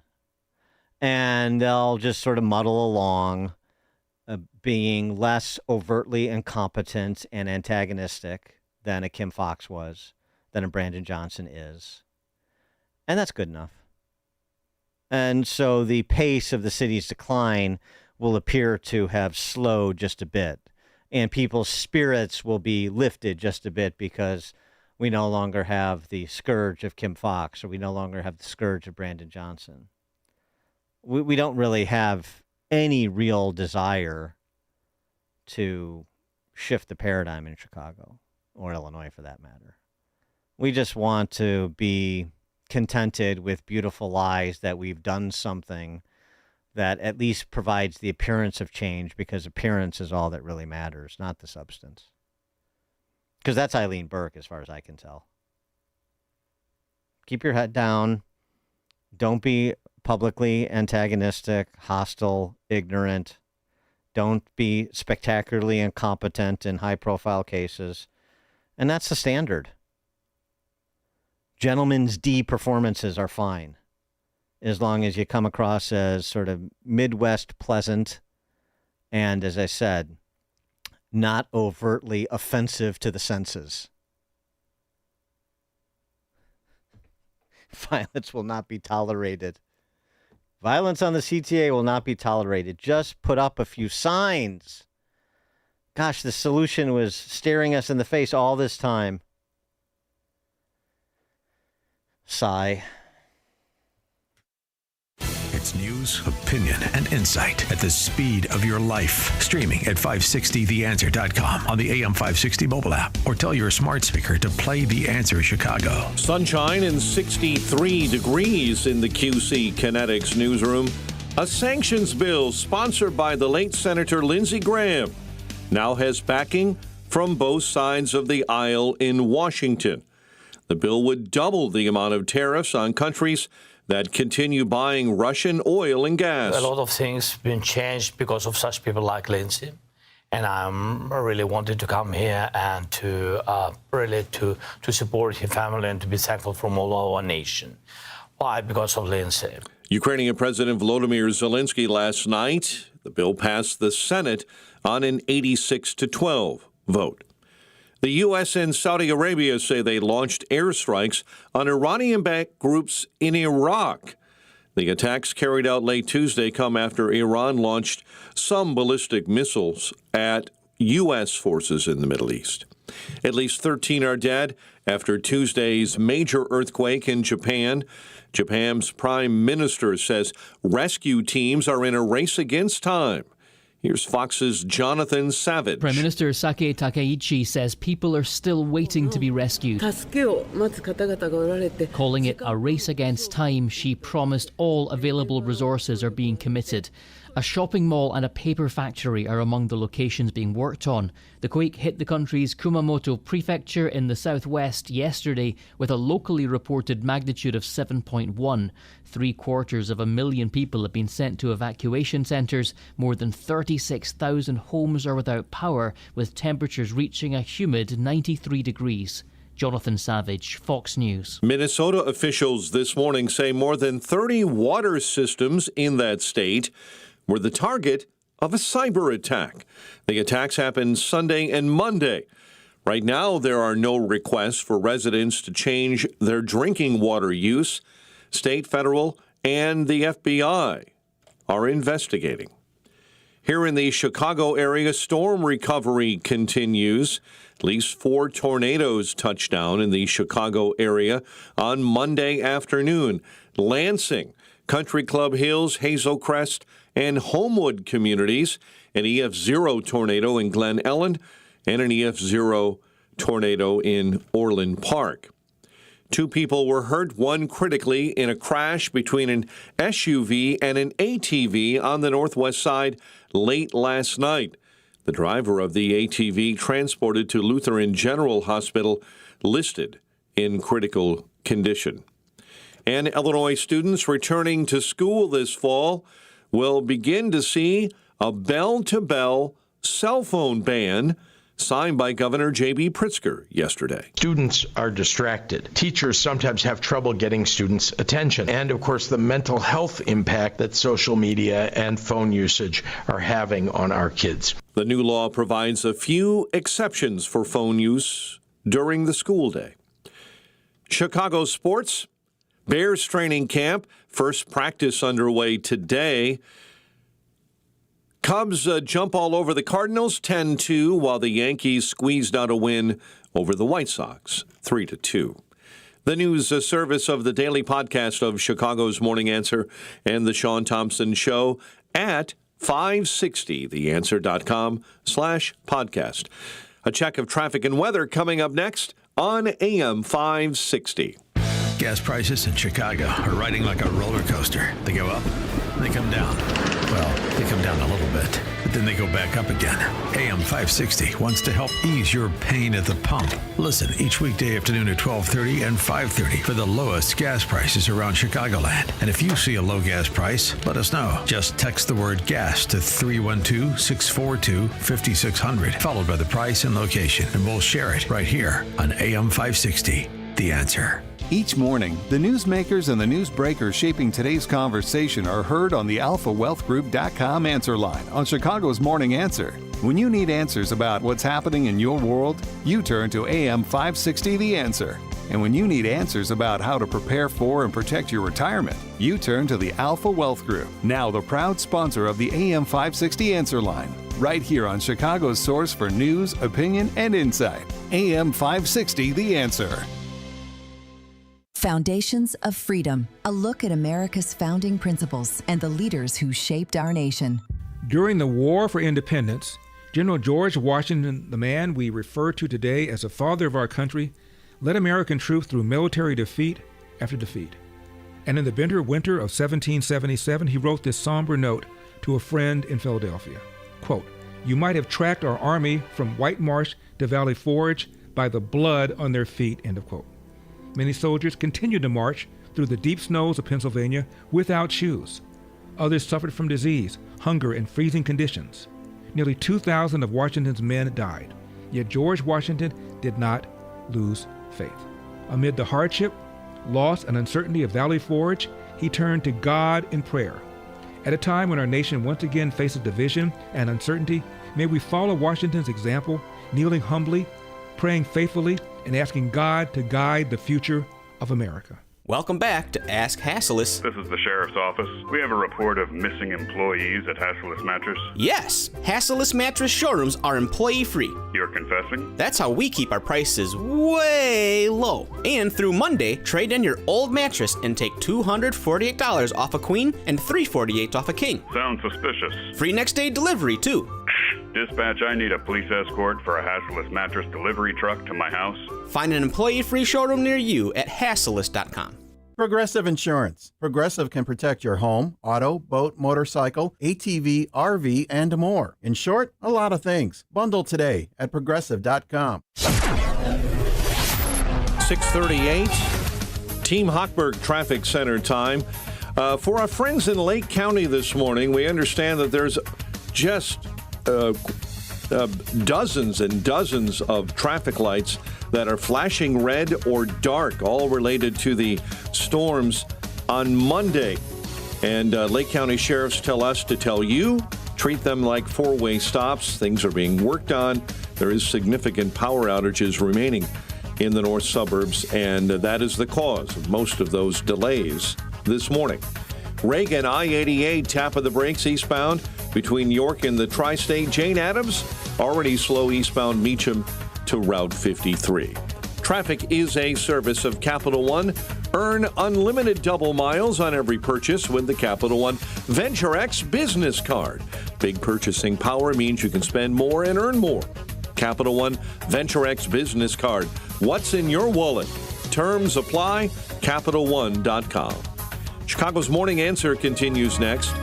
Now a check of your weather forecast in the Air Right Heating and Cooling Weather Center. Plenty of sunshine today.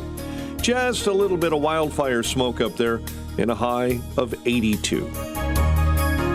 Get the latest weather, traffic, and news updates online at 560theanswer.com. This hourly segment is sponsored by Protecting Your Assets with Steve Shyman. Listen Saturday mornings at 8. Learn more at willsave.com. Now, from the Signature Bank Studios. Only the biggest stories, only the biggest guests, and only the biggest opinions. This is AM 560, The Answer.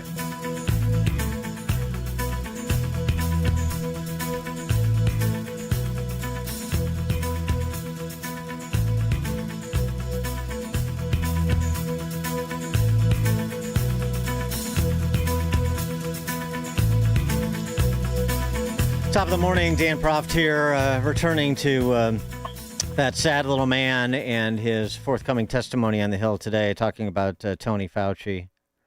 And I'm appreciative of Rand Paul for obtaining this documentation and for Tony Fauci's arrogance actually aiding our efforts here for a reckoning, inadvertently, of course.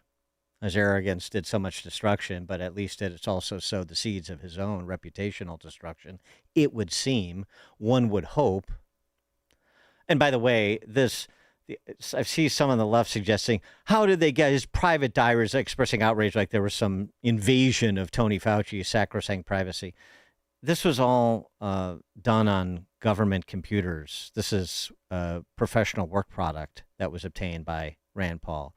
And is the timing of it, the release of it, less than coincidental? Yes, it is less than coincidental. It should have been released right before his testimony so it can frame everything that is discussed yesterday and focus people's attention on the reckoning that is so richly owed this guy and many others. But he rides point because he was the face of it and enjoyed every minute of it, despite being wrong on and hypocritical and dishonest and treacherous about on issue after issue after issue we've poured over for 5 years, and we're doing it again. The mitigations, social distancing, mask wearing, the efficacy of the vax, the incidence of vaccine and injuries, lockdowns and mandates, all of it, gain of function research, COVID origins, not an honest account of any of it from this guy. In fact, almost a consistently dishonest account, purposely so. And why not? Because he was so busy, too busy, having amazing days, as he well documented, being feted by the likes of Julia Roberts. So rad that we have maybe the coolest man on the planet right now. Wow, and there's the room. This is intense. Does anybody else have Hello. Hi there. Good morning. Good morning. Oh, this is such a thrill. How are you? Pretty good, I guess. You know, it's a little bit like running on fumes for a couple of months, but I would imagine this is a thrill for me because you truly have emerged as a personal hero for me. And you've been this true north, I think, for a lot of people. And it's so deeply, deeply appreciated. So just to have this little corner of your time for us is such a joy. So thank you. It's my pleasure to be with you, Ms. Robertson, and thank you for doing this. It's very important. Golly, you're really like my personal hero right now.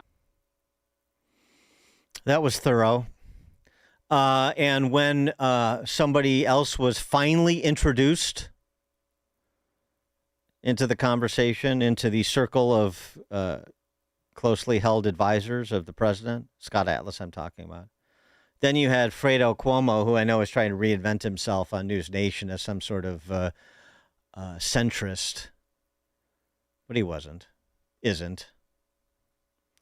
Fredo Cuomo going after Scott Atlas, introduced way later than he should have been. And, of course, when Fredo announced that he had gotten COVID, as we find out from the diaries, Tony Fauci was, calling him, and they were speaking on a daily basis, reading him bedtime stories, checking on his temperature, I'm sure, perhaps anally.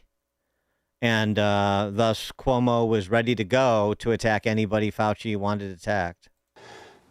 Dr. Atlas okay? A guy with no pandemic experience. He literally would know more if he stayed at a Holiday Inn Express last night.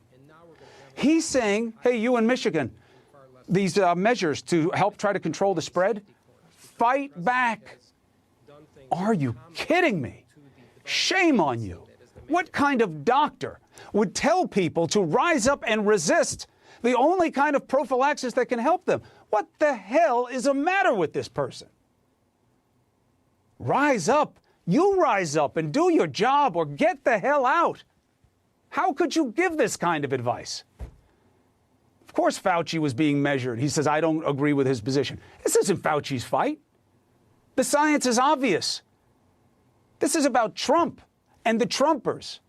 He's going to have his main health guy stand up and say, fight back against the regulations to keep you safe. Listen to him. I'm not making it up.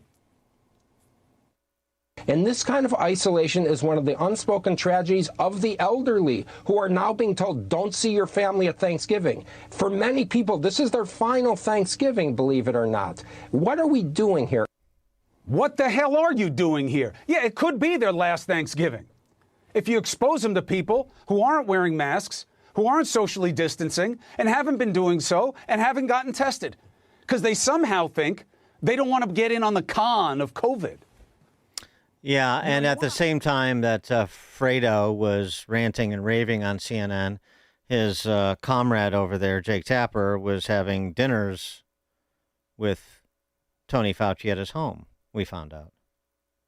And will there be a mea culpa from Fredo or Tapper or Dana Bash or any of the other hero worshipers in the D.C. press corps? I wouldn't count on it, which is why the public humiliation,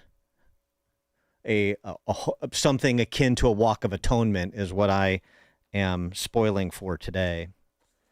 For more on all this, please be joined by one of the more level-headed and important thought leaders during COVID, talking about Jeffrey Tucker, founder and president of the Brownstone Institute, senior economics columnist for the Epoch Times as well. We've had Jeffrey on for years now throughout this, and he's been a valuable resource. Jeffrey, thanks for joining us again. Appreciate it. It's a pleasure to be here. Thank you. So what do you hope for today?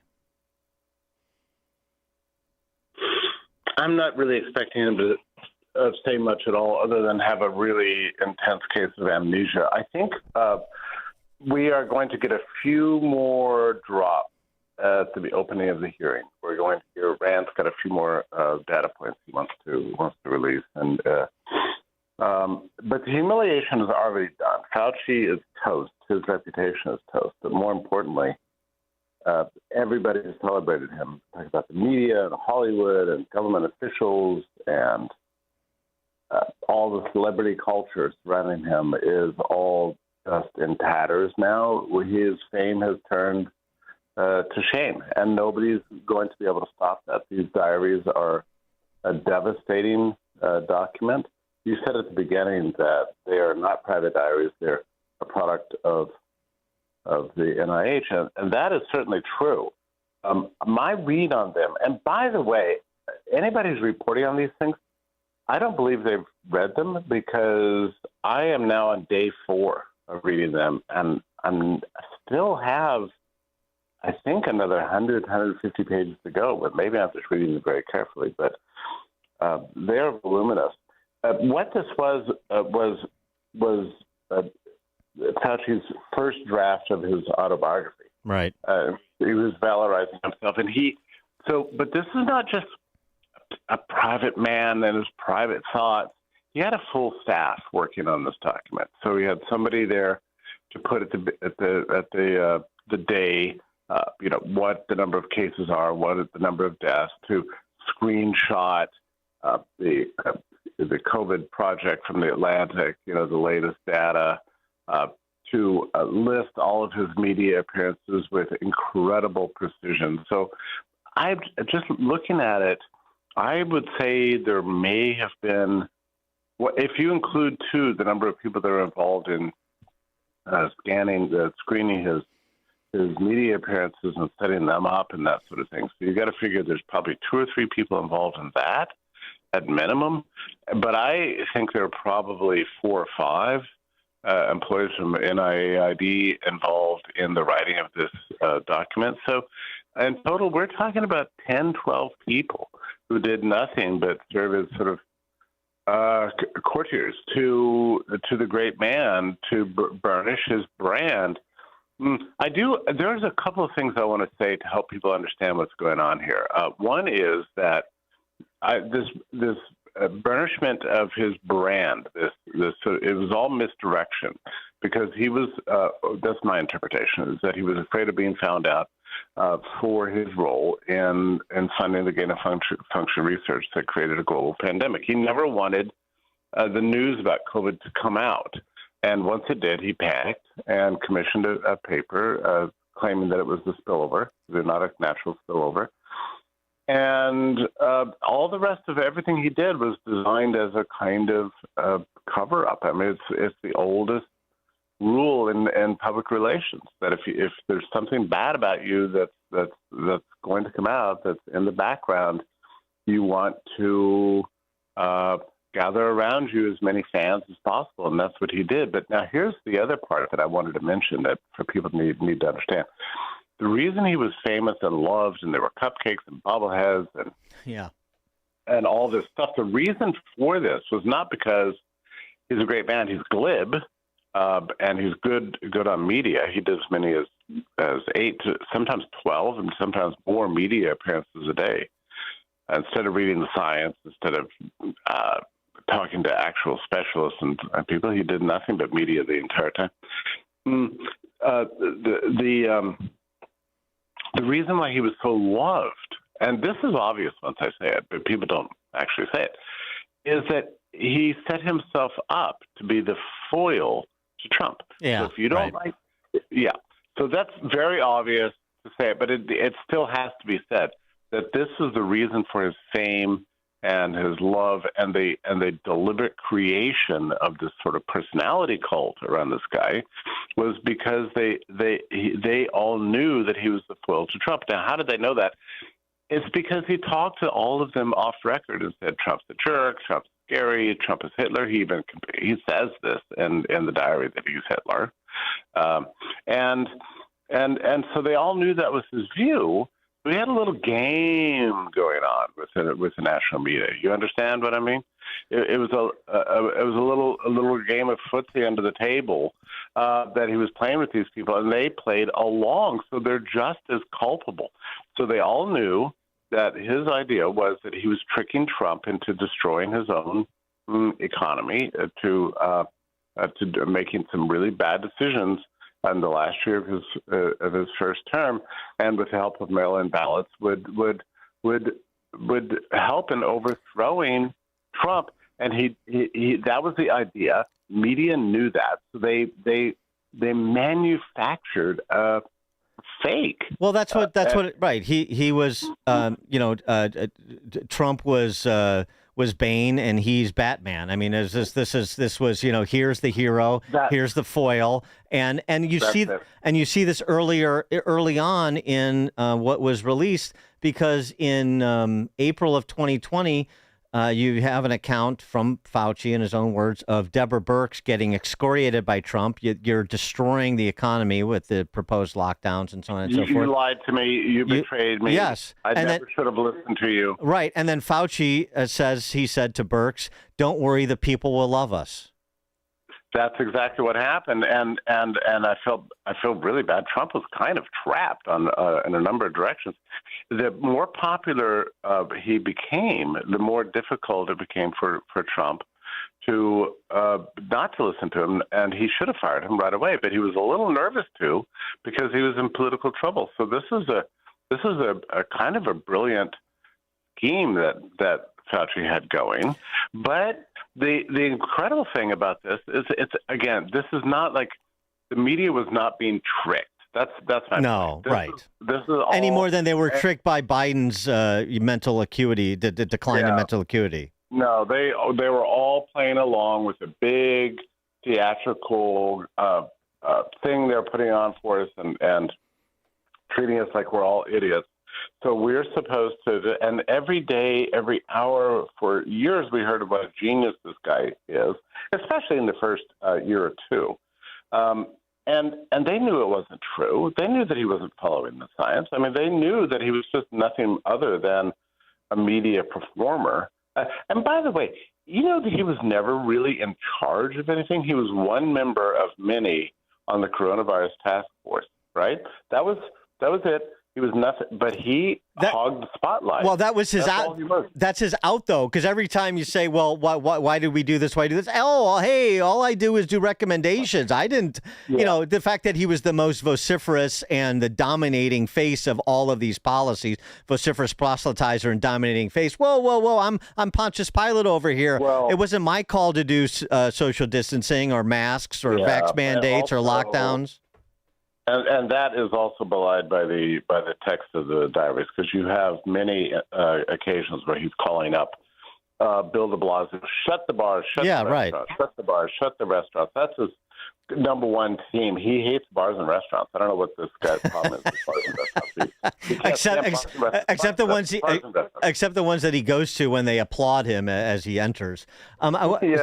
Speaking of restaurants, this passage is interesting to another dynamic in the diaries.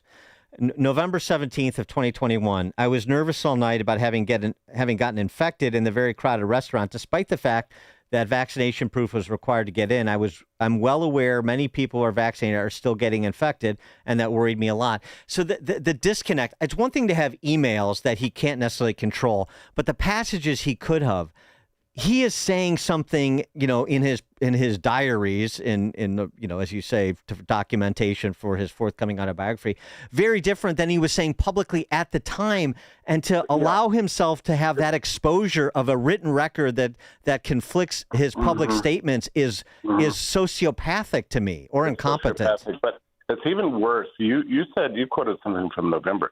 If you go back to January 19th, 2021. Now, remember, if you can go back in those days, this is what the initial rollout. Most Americans did not have access to the shots. Everybody was anticipating them, thinking that they were some sort of magic cure for a respiratory infection, which they were not and could never be. On January 19th, 2021, he gets a note from a UK virologist who says, I've got bad news for you.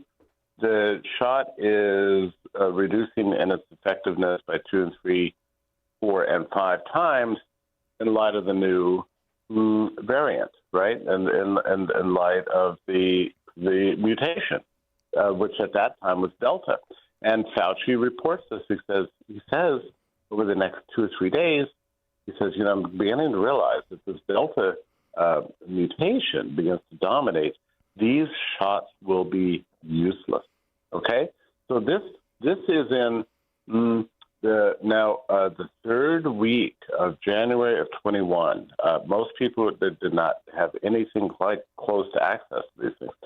Fauci is already saying the mutations are making the shot useless, and he was even warned in these days that the more you vaccinate against a deprecated mutation, the more vulnerable your immune system will be to actually getting infected. My point is this, he knew this already in January of 2021. We know this because he said it repeatedly, and he even used the word useless in speaking about this shot. But that did not deter him. He was still on with his agenda to get 90% of the population vaccinated. The cities are segregated, millions faced mandates, millions of people lost their jobs, and millions of people were, quite frankly, harmed. He was harmed himself. We only found out that he had a major heart issue. Because he got the shot. Pulmonary infarction, which he also didn't disclose. Yeah. Right. I mean, look, it's a story that's as old as Sophocles. Pride goeth before the fall. It's just his fall isn't going to be as hard as it should be. And same goes before the shame. I mean, but the level of malice is actually beyond what even I had expected. This is far worse than I really expected. Jeffrey Tucker, we gotta go, but I appreciate your time as always. Founder and president of the Brownstone Institute, senior economics columnist for the Epoch Times. Jeffrey Tucker, thank you. My pleasure. And he joined us on the alphawealthgroup.com. Coming up at 7:07, we're going to talk to Kenneth Pollack about the state of play in the Middle East. It's now 7 o'clock on AM 560 WIND Chicago. COVID controversy at the Capitol.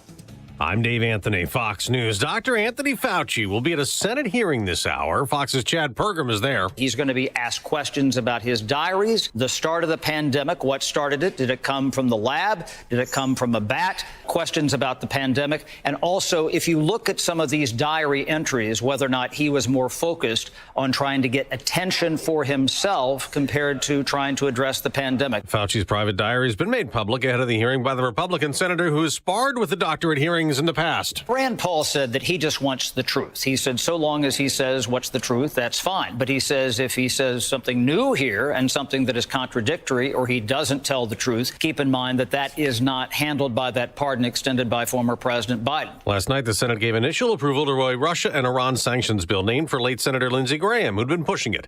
Ukraine's President Volodymyr Zelensky was at the Senate for that vote and tells Fox's Hannity, "We want to stop this war." Zelensky and Israel's Prime Minister Benjamin Netanyahu also attended Graham's funeral at Washington's National Cathedral.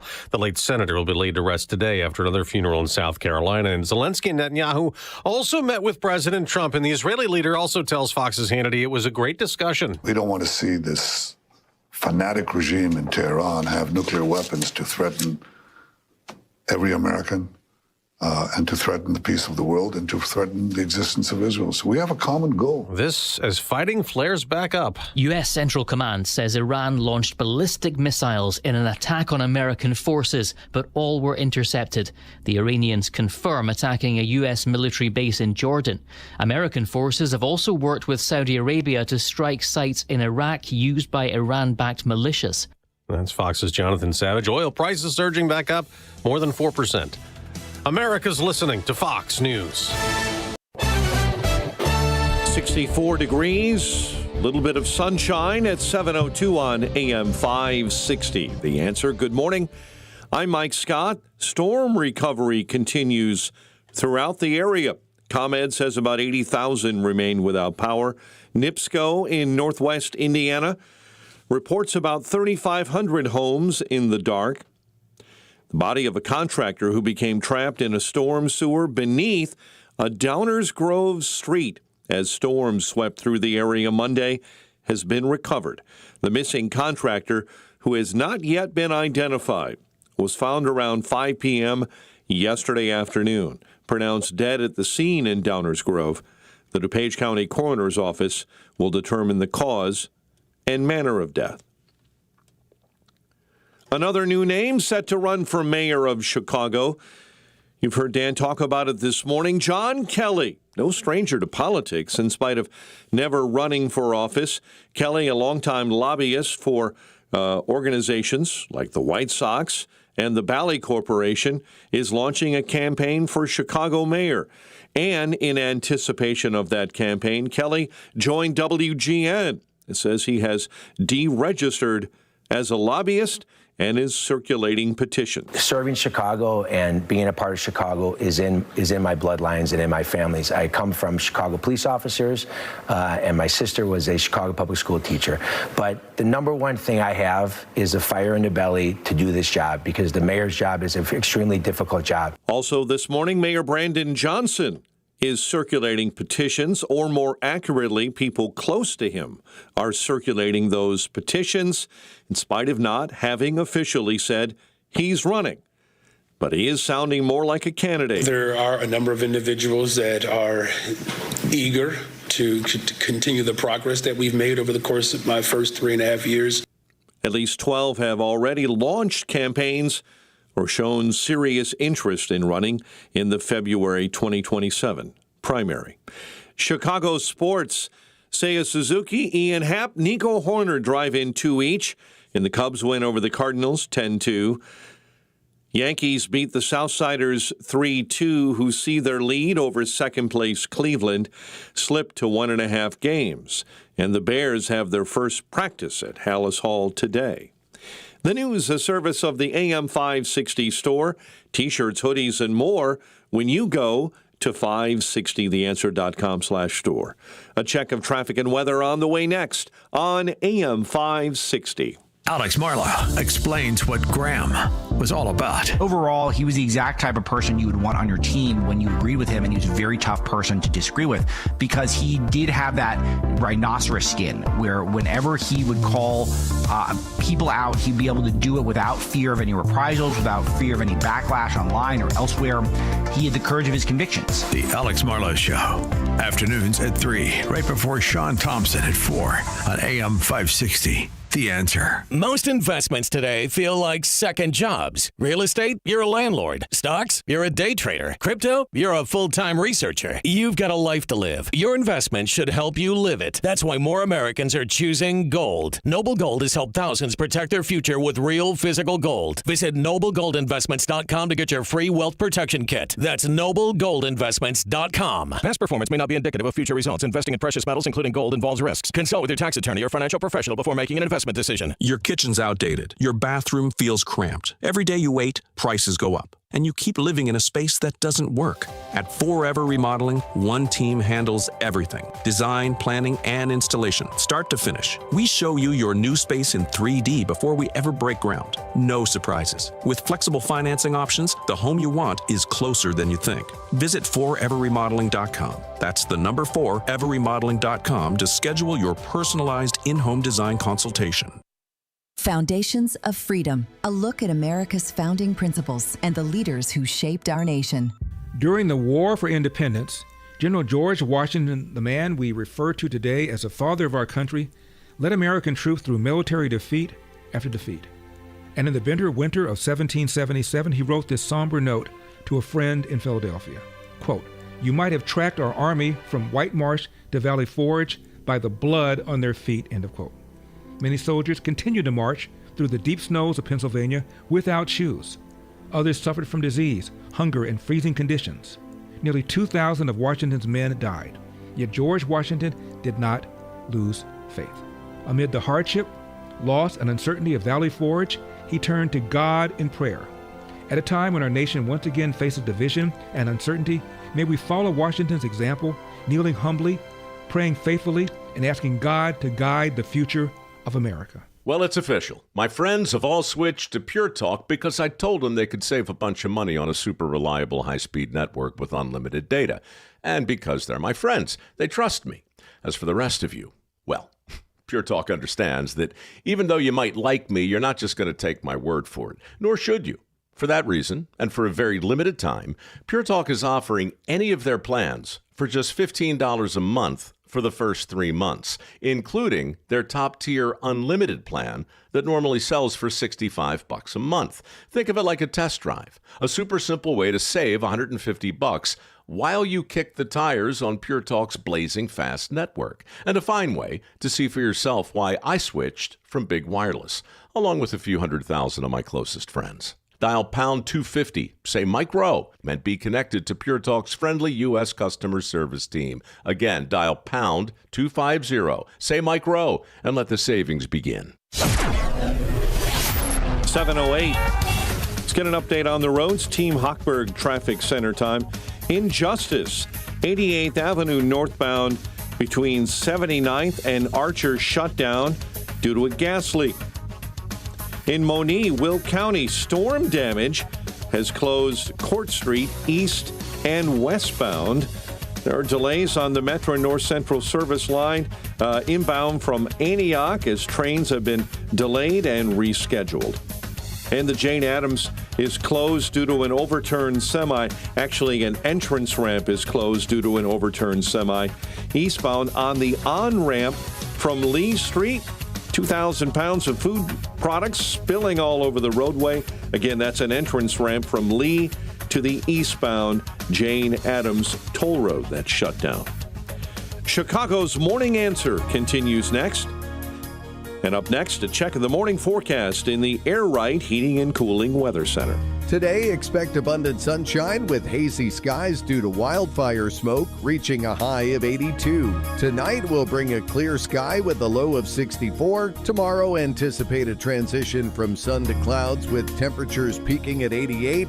I'm meteorologist Jason Caterina on AM 560, The Answer.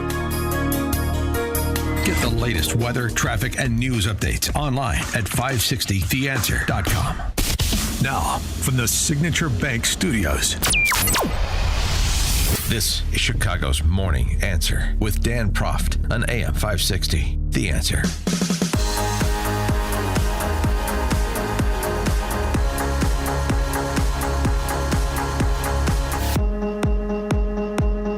Top of the morning, Dan Proft here. So the mostly peaceful lull in hostilities became a little less peaceful yesterday when the U.S., along with the Saudis, carried out strikes against Iranian-backed militias in Iraq.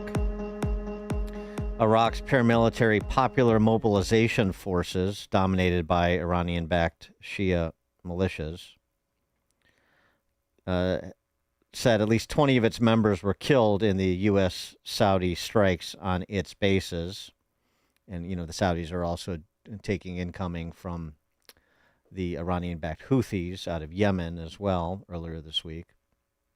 And this came hours after CENTCOM had said that Iran launched missiles against U.S. forces targeting a command center, U.S. Air Base and command center in Jordan. All those missiles were intercepted. Trump was on with Fox and Friends yesterday talking about what may come next, including strikes against the nuclear facility at Pickaxe Mountain if a deal cannot be reached. And the whole if a deal cannot be reached, I don't even know what that sounds or looks like. And even if it sounded or looked like a deal, how could you trust it? Satellite imagery and intel indicates that Iran is actively constructing and fortifying Pickaxe Mountain. How will we respond? Well, I don't need Bibi to tell me that. Bibi's telling me that because he wants me to stay involved. I mean, I don't necessarily. We have the finest because of Space Force. We have the greatest cameras in the world focused on. We know exactly what's going on. But, no, I heard Bibi announce that. I said, why don't you just tell it to me? Why do you have to announce it to the world? I know exactly what's going on at Pickaxe. It's not a big problem. We took out their nuclear sites, and we'll have to take out Pickaxe if we don't make a deal. If we don't make a deal, we'll take it out very easily. Right. Very easily. I suppose I question that because if you could have taken it out very easily, then why haven't you done so thus far? Why didn't you do so with Midnight Hammer last year, June? Why haven't you done so in terms of the identified military strikes if it's so easy? I mean, I understand Trump's penchant for hyperbole, but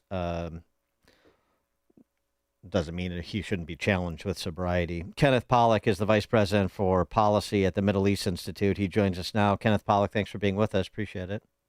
Hey, Dan. Good to be with you again. How are you? Good to have you. So, first of all, the hostilities yesterday and the concerns about the escalation of the conflict, not just between the U.S. and Iran, but regionally with, as I mentioned, the Houthis more engaged against the Saudis, these paramilitary forces in Iraq that were hit by a combination of U.S. and Saudi strikes yesterday. What's your handle on the prospect that this becomes a regional conflagration, to be hyperbolic myself, but this is some of the concerns that have been expressed? So, look, it already is a regional conflagration, Dan. I mean, there's no question about it. We've got fighting going on all across the Middle East. I think, the real great question is how much is that going to escalate? How bad could it get? And the honest answer is, of course, that we don't know. Neither the U.S. nor our allies, nor really the Iranians want more fighting. We all just want to get our way. And the problem is that, in the great Venn diagram of what we and our allies want and what the Iranians want, not clear there's any overlap whatsoever. And, this is the problem that we face, is that both sides don't really want to go at it with each other again for their own reasons, but neither is willing to give on their position And this is why the president has found himself in such a bind, because his options right now, I mean, he can continue with the blockade, and we should all hope that the blockade is actually going to cause the Iranians to change their minds and make some serious compromises. But, that's going to be a long shot. Blockades take a very long time. We should always remember that the new leadership in Tehran is not terribly interested in their economy, not terribly interested in the suffering of their people, willing to bear pain for long periods of time. And so if the blockade isn't going to work, and again, I think it's a long shot to work quickly, then you only got two real options out there. You can either make concessions to the Iranians, which would be absolutely tragic and horrific and disastrous, or you can massively escalate. And that, too, is going to be incredibly problematic and clearly not something that President Trump wants to do. Well, to your point, Iran rejected a proposal from Oman to evenly divide control of the strait.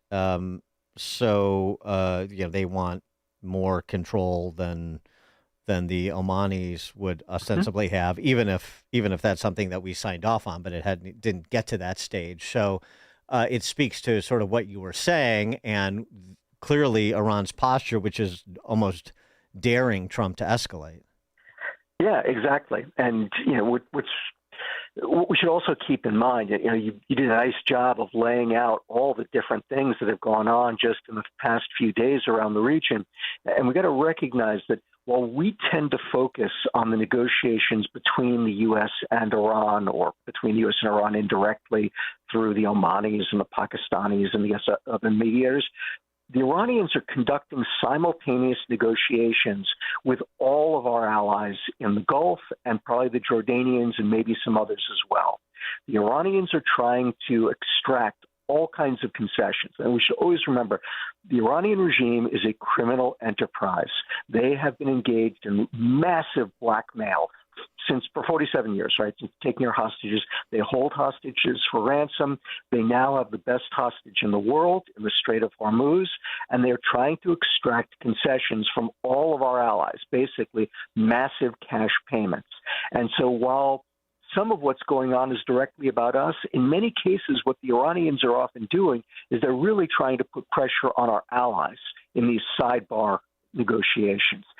So much is going on because so much is going on diplomatically. Well, so how important is it to keep our erstwhile allies, some who are clearly allies of convenience, in the fold? How important is it for Trump to make a demonstration of commitment, say, for example, the issue of Pickaxe Mountain? And, obviously all of these countries are watching and listening to what the president says, too. And if they see a disconnect between his saber rattling and his ability and his willingness to actually unsheathe the saber, then that becomes problematic for his credibility. So, is there a demonstration consistent with our objectives, like no nuclear weapons program, and specifically Pickaxe Mountain, since that's still a pending or an open issue? Is there a demonstration that is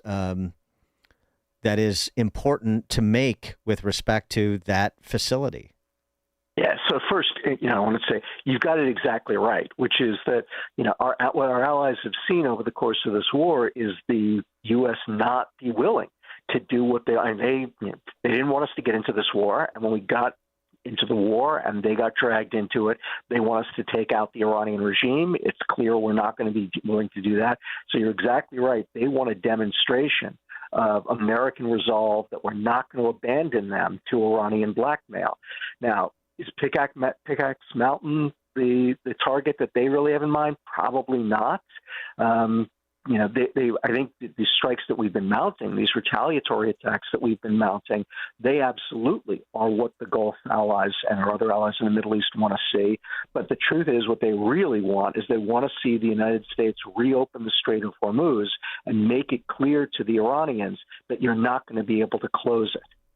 And so what would that look like? In terms of reopening not just the blockade and bleeding them out, but taking the strait by force, what would that look like? Yeah, so this is the problem. The kind of the easiest answer, but it's not clear it'll work, is just reopening the strait using our naval and air forces. If you remember, About a month and a half ago, we tried this. We called it Operation Project Freedom. And we did it for about a day or so, and then we called it off. But basically because of Iranian counter threats. But that might be a start. The problem is that, too, is very hard to sustain over time. The Iranians will be there forever. At some point, we're going to want to go home.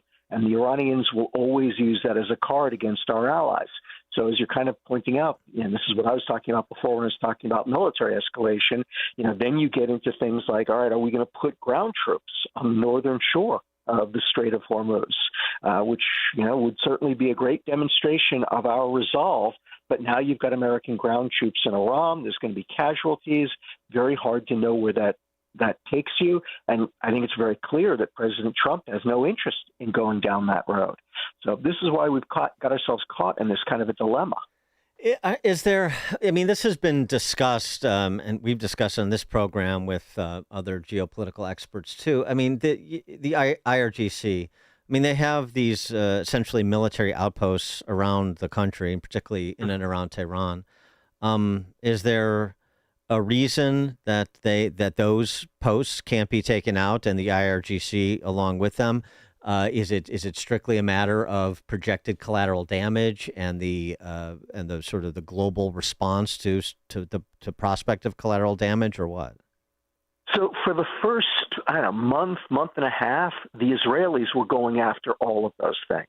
The Israelis were bombing Revolutionary Guard, Basij, other Iranian internal security force facilities all over the country.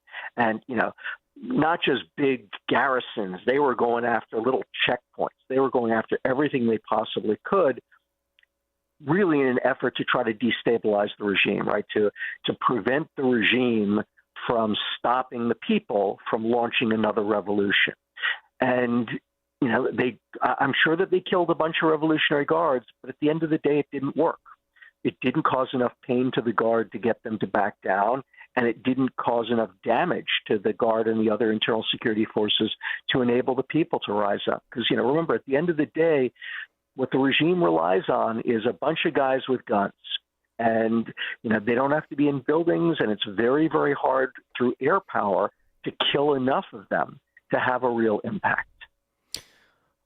So is it us putting the restraints on the Israelis, or is it Israel also being unwilling to use special forces to as part of that mission? Is that something, if we wanted to, we could outsource to Bibi? Really, no. So again, we can keep doing damage to the Revolutionary Guard. It's just not clear that we're ever purely through air power going to be able to have enough of an impact on them. The real issue is having ground forces. Special forces won't do it. Special forces are too small. They can't stay for long enough. Right? The way that you really have an impact through air power is you marry it up with a ground force of some kind. And, what we found is that air power is getting more and more powerful over the course of time, to the point where you don't necessarily need a massive army that's as big and as powerful as your Air Force to get tremendous effect from your air power. Not when you have drones, too, on the ground, right? Exactly. But, you can, one of the big question marks out there, I think, that the Israelis wanted to do was call on the Iranian people to rise up and then provide them with air support. That can work. That's effectively what the U.S. and NATO did in Libya. So it's certainly possible, but that's the real issue, is you'd have to call on that. And let's recognize if that fails, and probably even if it succeeds, you are going to have massive Iranian civilian casualties, because this regime is going to kill as many people as they feel they need to stay in power. And even if we overthrow them, chances are lots of people are going to die. And it's not at all clear that we can overthrow them even that way. And I suppose there's an opportunity cost that's substantial, too, with respect, as you say, what our Gulf state allies want, which is our protection against Iranian strikes and also retaliation to back Iran off of them and Iran proxy off of them. At the same time, they want a demonstration of our commitment to prevent Iran from nuclearization, to open the strait, And then we have to deal with the desires of Israel with respect to regime change, which Bibi is much more committed to than Trump is, and what that sort of combination of forces, that hem and egg, would look like. So at some point, even in the region, we get stretched too thin. Yep, absolutely. No question about it. These would be major military operations. And you're also right that our allies, we and all of our allies have very, very different interests and incentives and what we'd like to see. But that said, at the end of the day, it is going to come down to the United States of America. All of our allies will fall in line once we make a decision. But, as you and I both sketched out now over the last few minutes, the decisions that President Trump have, the options he has are really terrible. And it's why I understand, why he's really hoping that the blockade is going to succeed, that the Iranians will come around, that it'll put enough pressure on them. That would be the best answer for us. It just seems unlikely. So, so that's the ultimately it's if you don't want to expend the resources and risk the exposure of casualties, both, first and foremost, U.S. soldiers and secondly, civilians, then the alternative is patience. It sort of reminds me, not to dramatize this, but I'm going to dramatize this, or at least by reference. It sort of reminds me of, so the red line in Syria that Obama drew, and this was against the backdrop of the series Homeland, if you remember Homeland, with Mandy Patinkin and Claire Danes and so on. And so they're in Syria and they're talking about, look, here's the situation in Syria, the CIA people. Like, we either turn Raqqa into a parking lot or we continue this stasis that is unsustainable. We continue this back and forth, this whack-a-mole that we're not going to win. We're just going to leave the region the way that it was before we came, and we're going to suffer death and expenditure of resources in the process. So it's to no point, essentially. So you either turn it into a parking lot or you abdicate. And that's where we are with Tehran and the mullahs, with the exception of playing the longer game of the blockade and allowing this regime to fall under their own weight. Is that sort of a rough but maybe appropriate metaphor? Yeah, I think you summed it up pretty nicely, and it's also why I think this could go on for quite some time. I think it's unlikely that we're going to see this end before our midterm elections.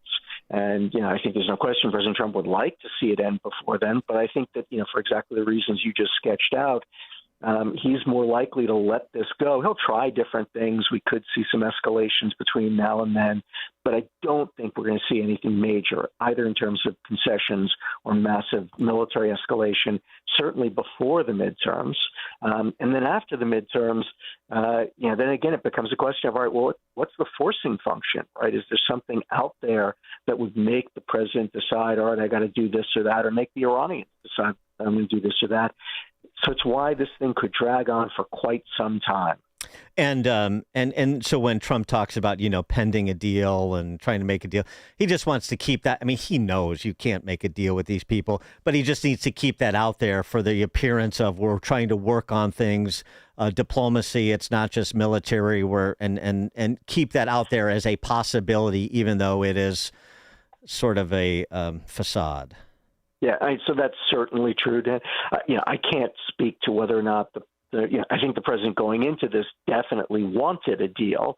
Whether he still believes he can get one, I just can't speak to that. But the point that you're making is absolutely valid, that he needs to keep putting it out there for a whole variety of different reasons, both domestic and international, including to the Iranians themselves. Kenneth Pollack is Vice President of Policy at the Middle East Institute. Kenneth Pollack, thanks so much for joining us again. Appreciate it. My pleasure, Dan. Thanks for having me on. Yep. And Kenneth Pollack joined us on the alphawealthgroup.com answer line. It's like a hot, steaming cup of information to start your day. It's Chicago's Morning Answer on AM 560. The Answer. Are you turning 65 and thinking about Medicare? Or are you over 65 and haven't enrolled yet because you still have coverage at work? Either way, Medicare done correctly will be the best health insurance you will ever have. Imagine having an annual deductible of only $283. There are only two good things about aging, wisdom and Medicare. But to navigate the Medicare maze properly, you need a mentor. Best part? My guidance costs you nothing.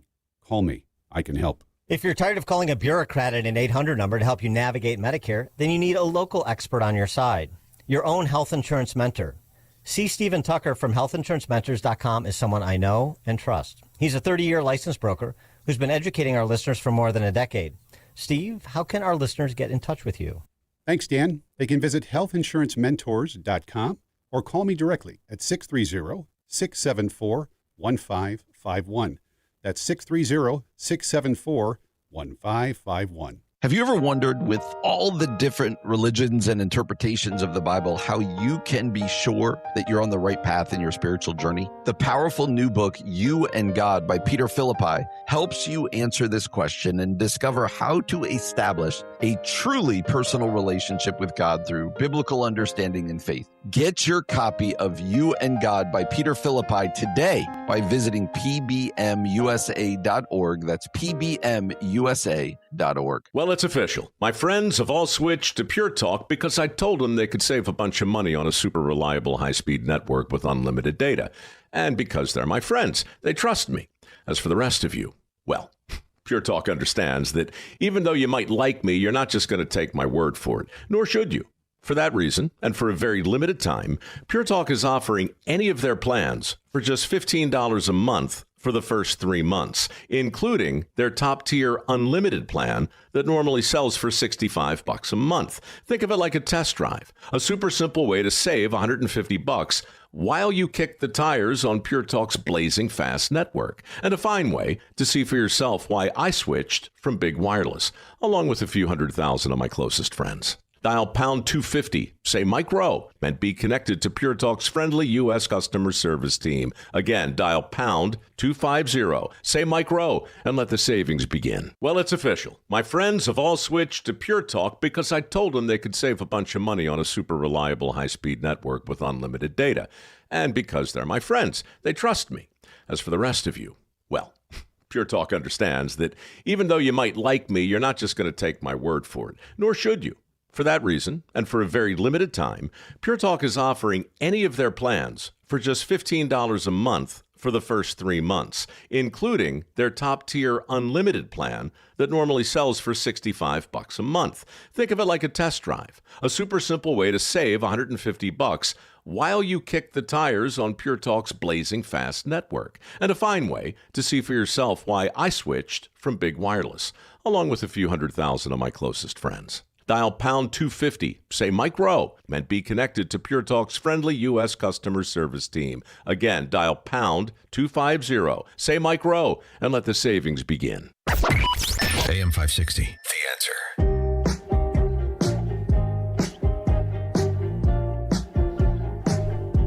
All right, coming up at 7:37, my girlfriend depresses me.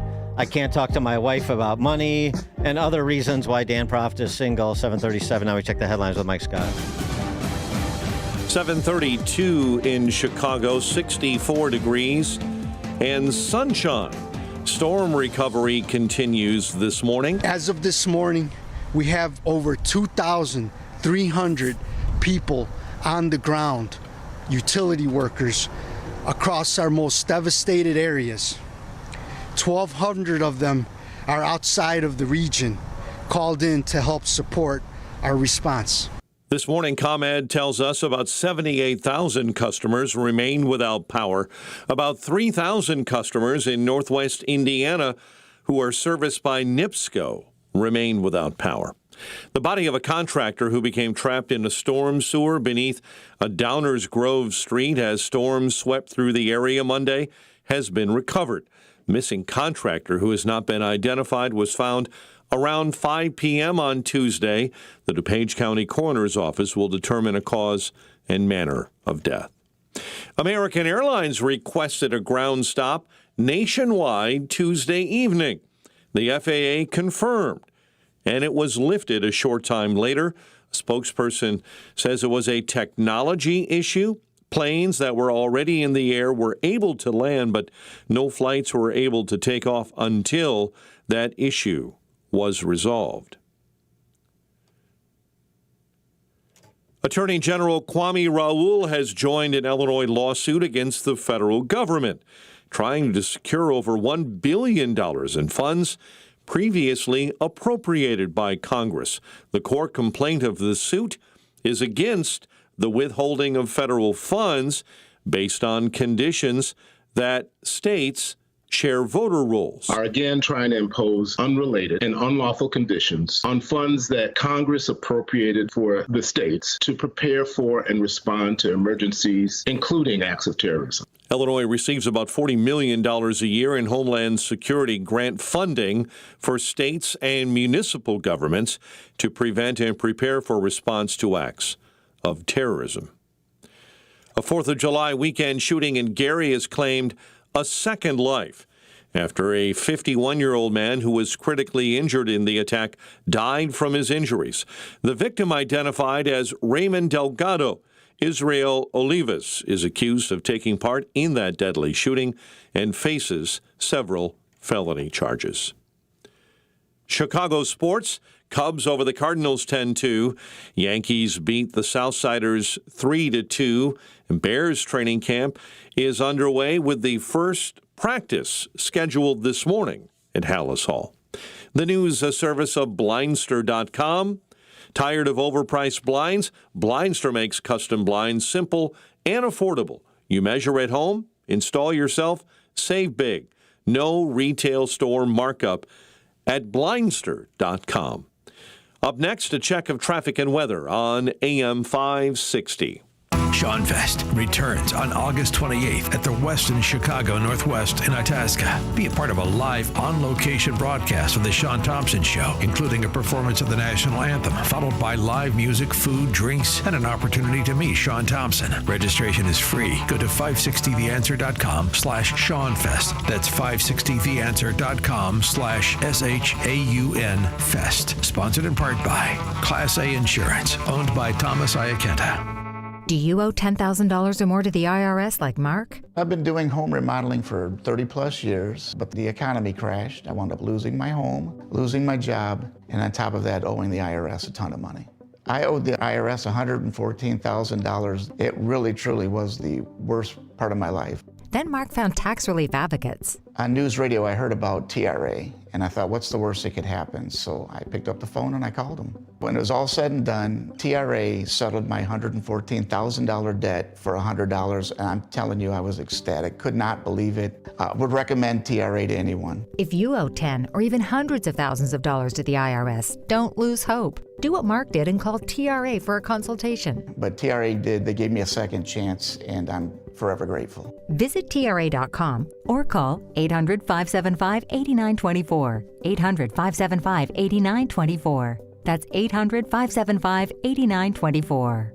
We work a lifetime to build a legacy for our families, but the most enduring gift you can give them is the peace of mind you provide when they need it most. When you pre-plan your arrangements at Catholic Cemeteries of Chicago, you replace the weight of uncertainty with the gift of clarity. Secure today's costs and protect your family from making emotional and financial decisions at the time of need. It's a final act of love they'll never forget.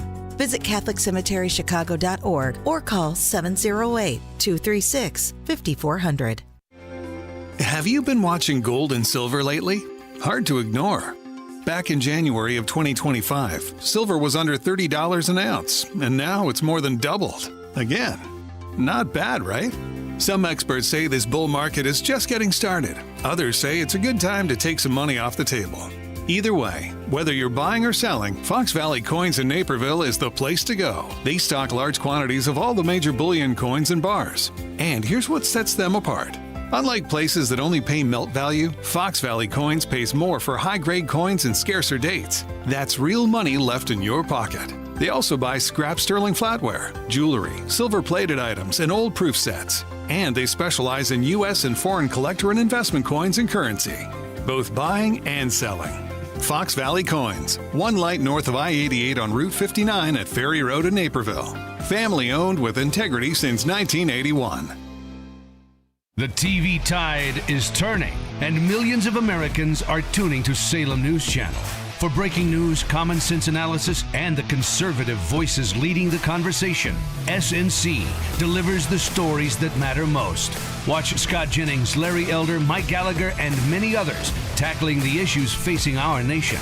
Stream free on Pluto TV, Samsung TV, the Roku channel, and more. Salem News Channel.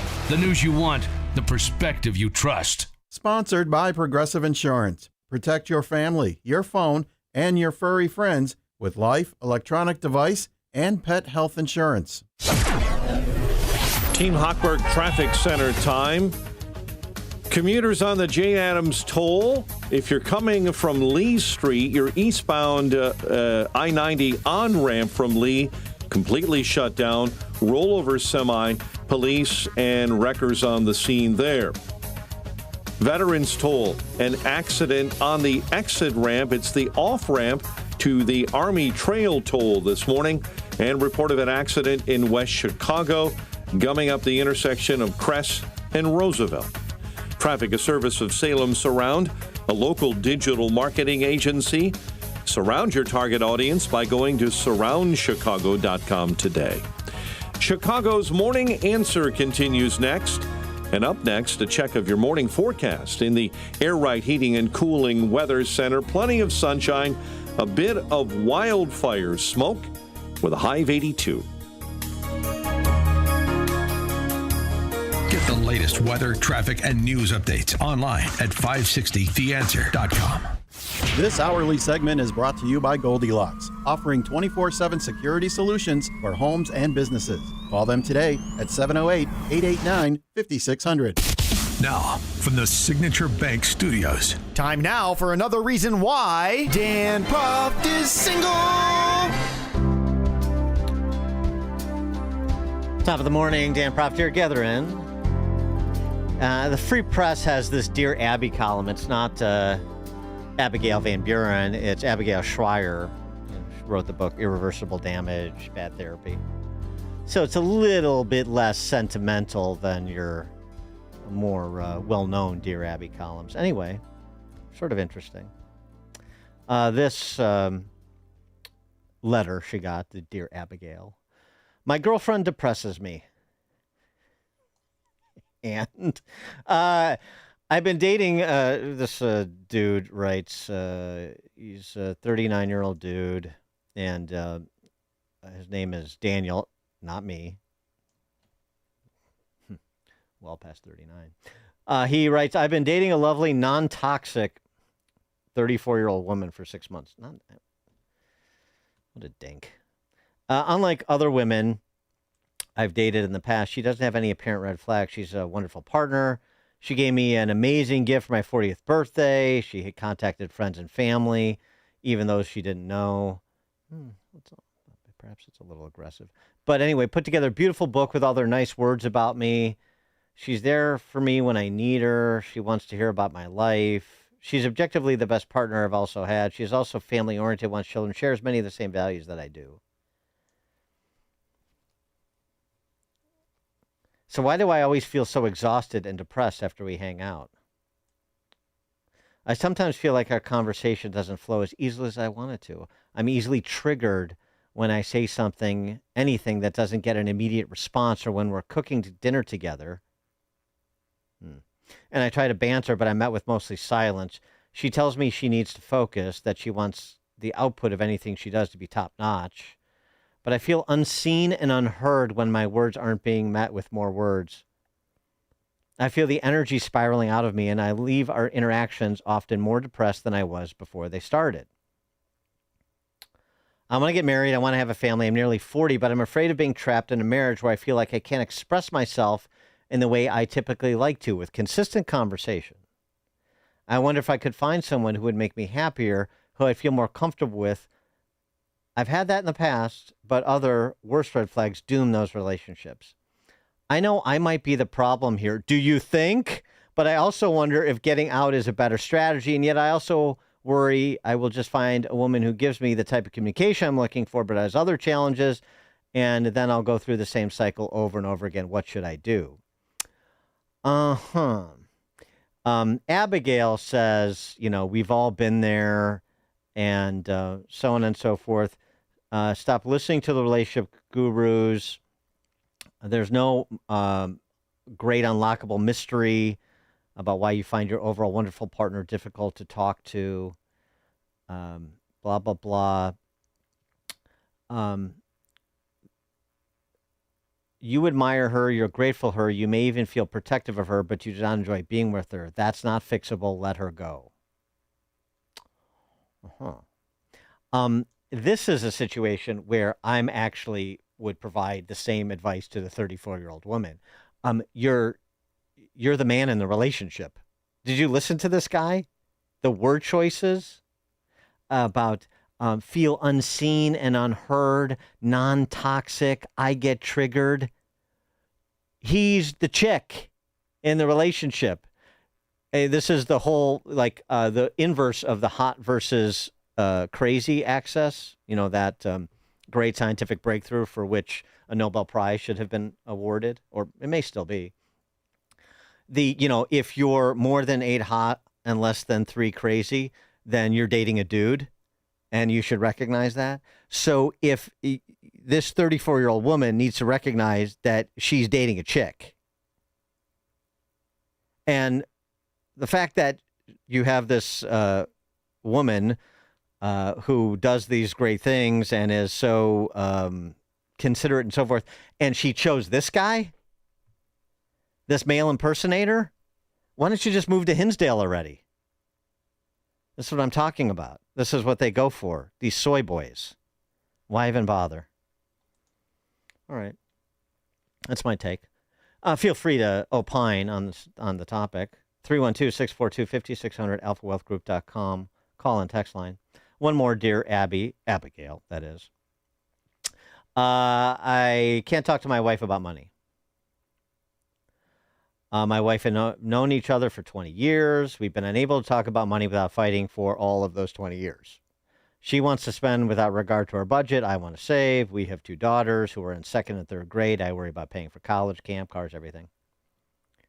My wife's salary is about half of mine, but I made a deal with her. I'm fine with her keeping her own account as long as she puts roughly half of her paycheck into our joint account to help pay for our family's expenses. And for years, she's played games with this, randomly transferring money from our joint account to hers without telling me, not adding to the full amount we agreed upon. Anytime I ask her about this, we get into a huge fight. She thinks I'm cheap and crazy about money, and I think she doesn't care about the future. And over the past 6 months, she has stopped contributing about 25% of the amount we agreed to, which is affecting our budget. I brought this up. She said she would fix it. She hasn't fixed it. Meanwhile, she's been on my case about taking our kids to Disney for the first time next year, which is something I would love to do, but it annoys me she wants to spend money on a trip when she hasn't been helping with the savings. Last month, our credit card bill was way over budget, blah, blah, blah. You get where this is going. At some point, when you spend more than you make, you eventually lose all your money. Not if you're Joe Biden.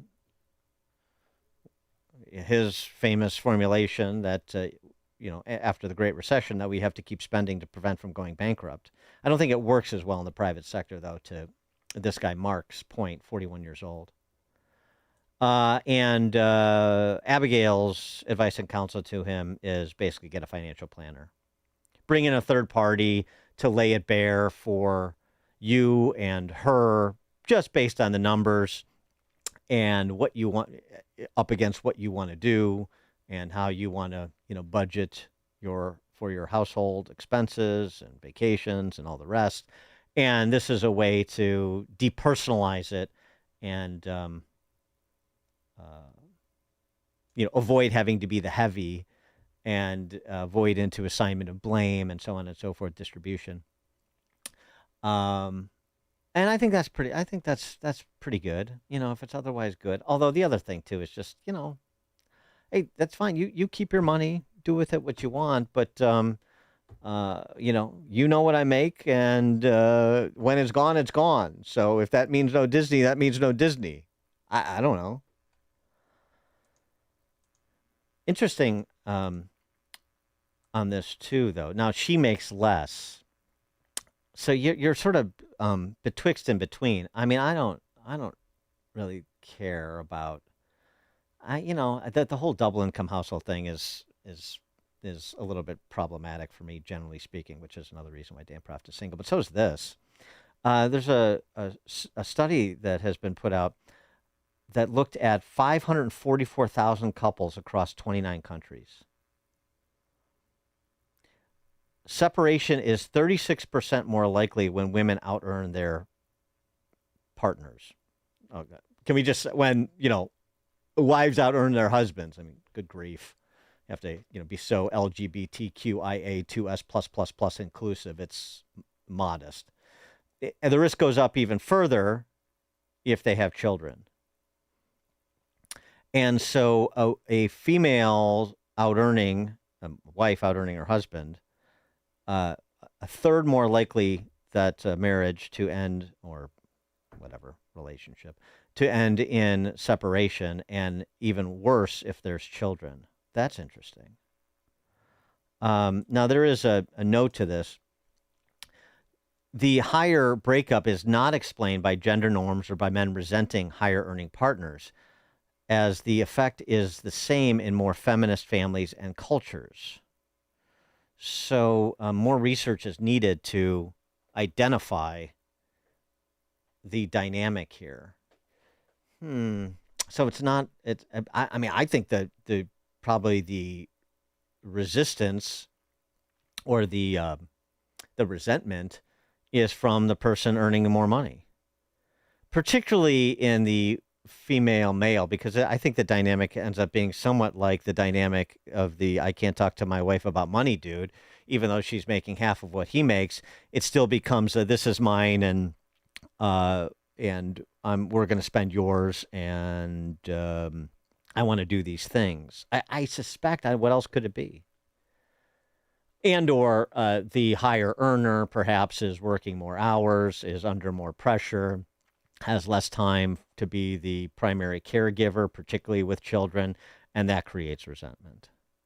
And then the money comes in, well, I'm making more money, so I have this less time, and so on and so forth. Interesting.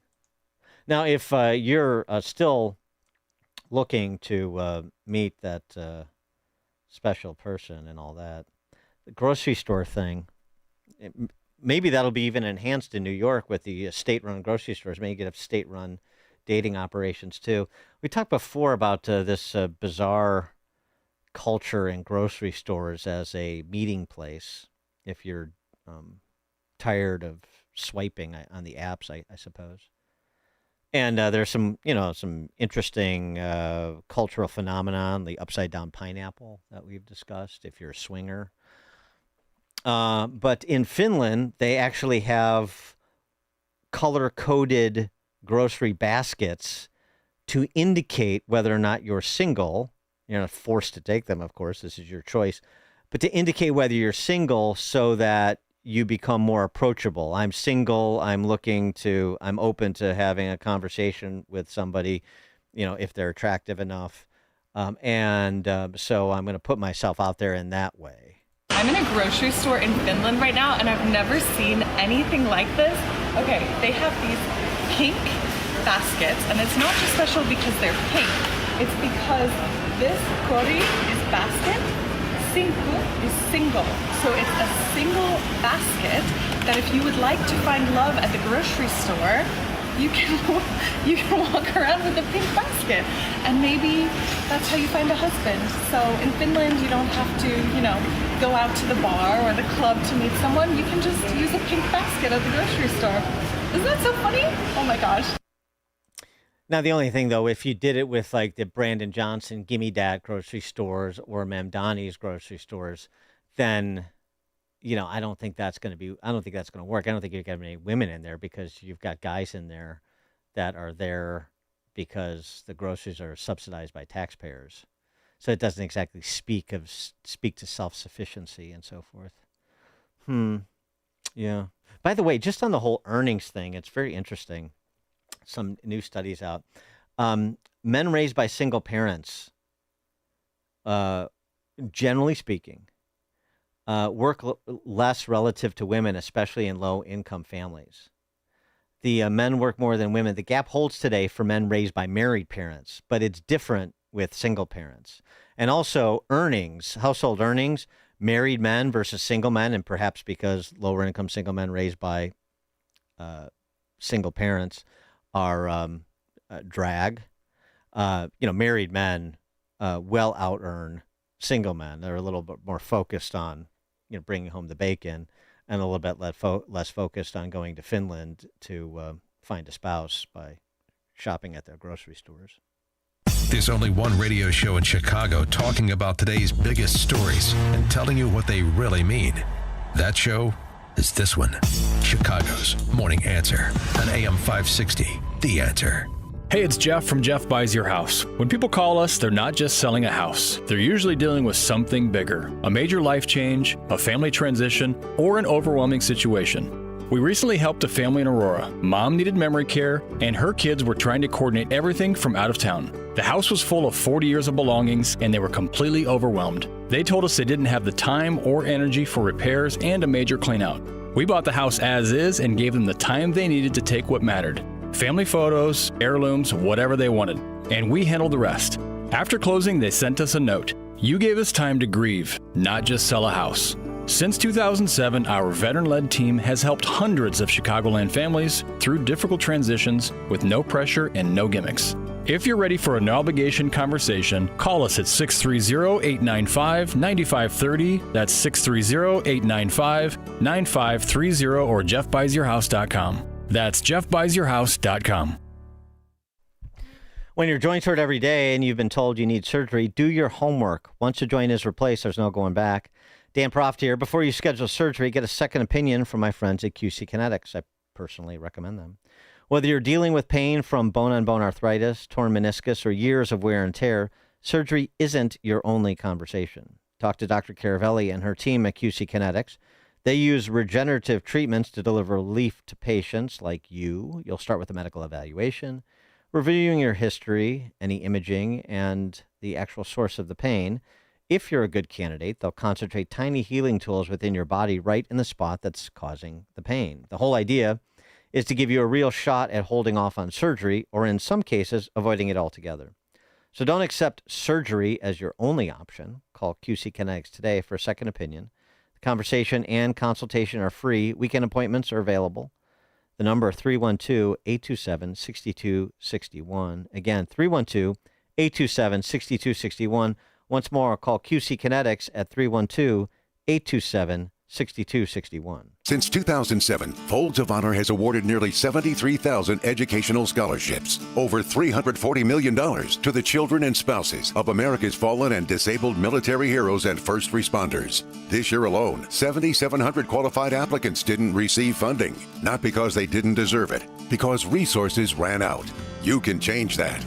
On Saturday, September 12th, you're invited to an exclusive VIP concert experience at a private estate in the northwest suburbs of Chicago, featuring Gary LaVox of Rascal Flatts and the Swan Brothers, benefiting Folds of Honor. This is an intimate evening with incredible live music and an even more incredible cause. Tickets are limited, and if you own a business, this is your chance to put your brand behind something that truly matters. Honor their sacrifice, educate their legacy, make lifetime memories. For tickets or business sponsorship opportunities, visit foldsconcert.com. That's foldsconcert.com. Saturday, September 12th. Don't miss it. foldsconcert.com.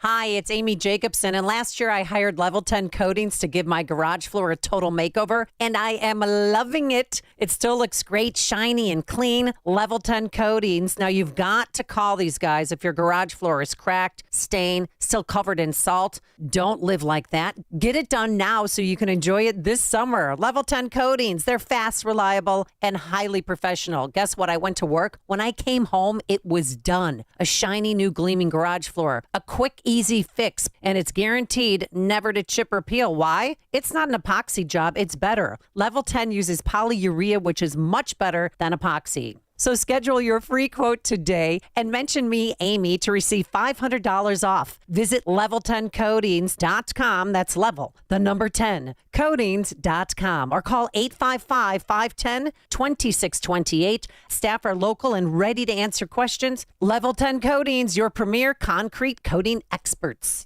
Each morning, the newsmakers and the news breakers shaping today's conversation are heard on the AlphaWealthGroup.com answer line on Chicago's Morning Answer. When you need answers about what's happening in your world, you turn to AM 560 The Answer. And when you need answers about how to prepare for and protect your retirement, you turn to the Alpha Wealth Group, now the proud sponsor of the AM 560 Answer Line, right here on Chicago's source for news, opinion, and insight. AM 560 The Answer. Don't miss In Grace with Pastor Jim Scudder Jr., now heard on Sunday mornings at 7:30. Tune in and find hope as Jim Scudder explores God's Word and His world each Sunday morning right here on AM 560, The Answer.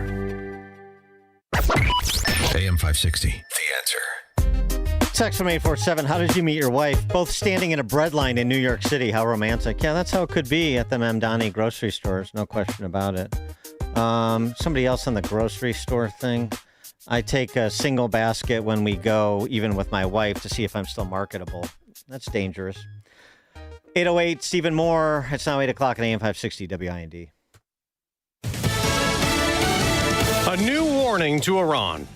I'm Dave Anthony, Fox News. President Trump tells Fox News about Iran, we are going to beat the effing S out of them. He said that in a phone call with Fox's Trey Yingst in Tel Aviv, reacting to the Iranian attack targeting American troops in Jordan. He went on to say, we'll be hitting them hard. They're going to get a beating. So clearly the United States is going to respond to what the president described as a surprise attack. He says U.S. forces had just minutes to shoot down these incoming Iranian ballistic missiles. The president says he has reviewed video of the shoot down, and it was U.S. forces conducting this operation to defend that area. Separately, the U.S. went on the attack with Saudi Arabia, hitting Iran-backed militia sites in Iraq. There are COVID questions at the Senate. You did not tell the American people the full story. Republican Senator Rand Paul a short time ago accusing Dr. Anthony Fauci.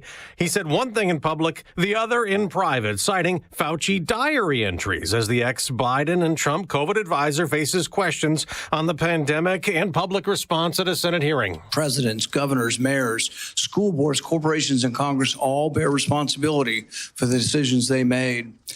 The COVID lockdown, however, could never have been inflicted without you aiding and abetting the crime. Children lost years of education. Now, just a few minutes ago, Dr. Fauci responded in his opening statement saying he would not answer any questions. Given Senator Paul's obvious obsession with calling for my prosecution, his repeated slanderous comments about me, and recently his publicly releasing my unredacted personal diary aimed at embarrassing and intimidating me. And Dr. Fauci just pleaded the fifth as he's refusing to answer questions as the hearing continues. America's listening to Fox News. Sunshine and 65 degrees. 8:02 in our QC Kinetics newsroom. Mayor Brandon Johnson expected to sign a new executive order this morning, strengthening the Chicago procurement standard for firearms. That goes for accessories and ammunition as well, purchased by the city and other brother agencies. 11 were shot, including 2 who died violently.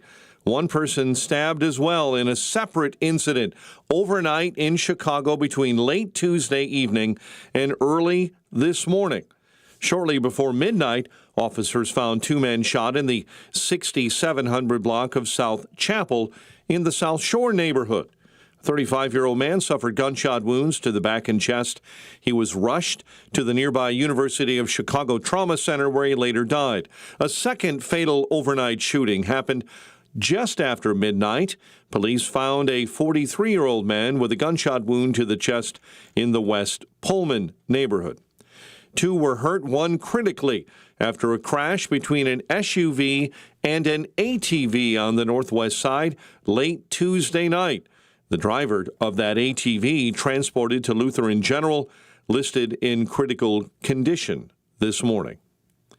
And a 4th of July weekend shooting in Gary, Indiana, has now claimed a second life after the 51-year-old man critically hurt in the attack died from his injuries. The victim identified by family members as Raymond Delgado. Chicago sports, Cubs over the Cardinals 10-2. Yankees beat the White Sox 3-2. The news, a service of Woodland Windows and Doors. Marvin replacement windows and doors can bring your yard right into your living space, making it brighter and more spacious. Visit woodlandwindows.com to book your consultation. Time now for the AM 560 Business Beat, a service of Signature Bank. I'm Charles Payne, and this is the Fox Business Report. Wall Street will be reacting today to the update on the economy from the Federal Reserve and comments from Fed Chair Kevin Warsh. Microsoft and Meta Platforms report earnings. The maker of CT scan and MRI machines and other medical technology is reporting increasing demand, and its profit and revenue both rose in the recent quarter. That's your Fox Business Report. I'm Jenny Coselda. Invested in you. Mike Gallagher believes it's time for civility. Is it ever too soon to attack viciously a political figure who dies? Because people feel emboldened, empowered to say some of the most dreadful things about somebody who has just died. The Mike Gallagher Show, weekdays at 9 on AM 560. The Answer.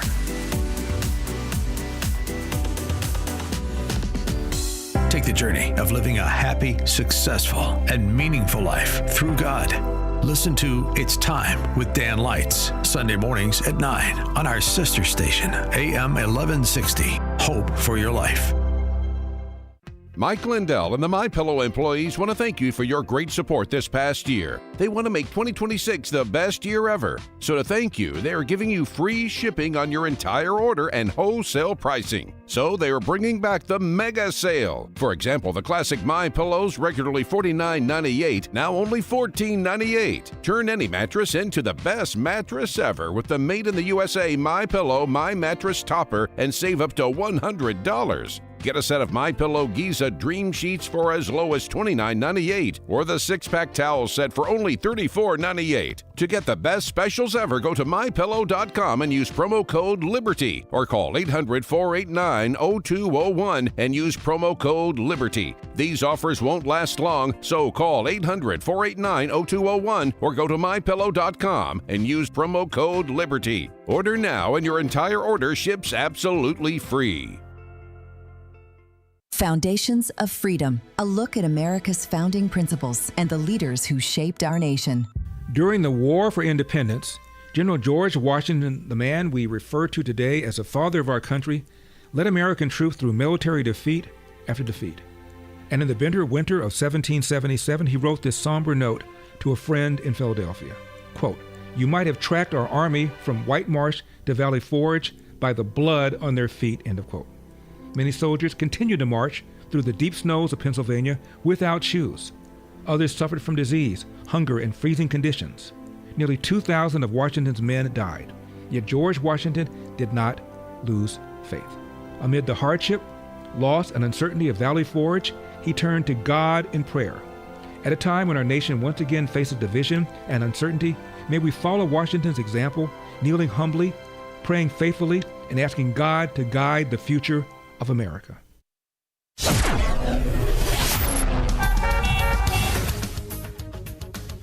8:08, Team Hochberg Traffic Center time. An accident in Crete this morning, Exchange and Clemmy Road. Delays on the Metro Milwaukee West line. Commuters, pay attention inbound near Big Timber. There are delays as trains are behind schedule due to gate malfunctions there. Delays on the Veterans Toll this morning, northbound. Tap of the brakes on the off-ramp to Army Trail from an earlier accident being swept out of your way. Jane Addams, eastbound. The on-ramp from Lee Street remains entirely shut down due to an overturned semi. Traffic, a service of Salem Surround, a local digital marketing agency providing high-performing digital solutions. Surround your target audience. Go to surroundchicago.com today. Chicago's Morning Answer continues next. And up next, a check of your morning forecast in the Air Right Heating and Cooling Weather Center. Today, expect abundant sunshine with hazy skies due to wildfire smoke reaching a high of 82. Tonight will bring a clear sky with a low of 64. Tomorrow, anticipate a transition from sun to clouds with a high of 88. I'm meteorologist Jason Caterina on AM 560, The Answer. Get the latest weather, traffic, and news updates online at 560theanswer.com. Now, from the Signature Bank Studios, this is Chicago's Morning Answer with Dan Proft on AM 560. The Answer.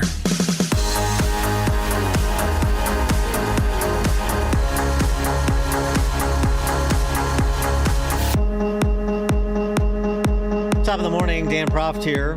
We'll get to Tony Fauci choosing the route of moral indignation and invoking of his Fifth Amendment right against self-incrimination in committee hearing chaired by Rand Paul that is going on at present. But I wanted to get to this interview that Elon Musk did with the editor-in-chief of The Economist, Zanny Mitten-Beddoes. She really came after him, and unsurprisingly, he more than held his own. First, in his alleged quote-unquote interventions into European politics. Exaggerate the scale of Europe's problem. And I think people are asleep at the switch and do not realize the magnitude of the issue. I also think that your interventions, however well-intentioned they may be, risk making Europe's problem a lot worse. How?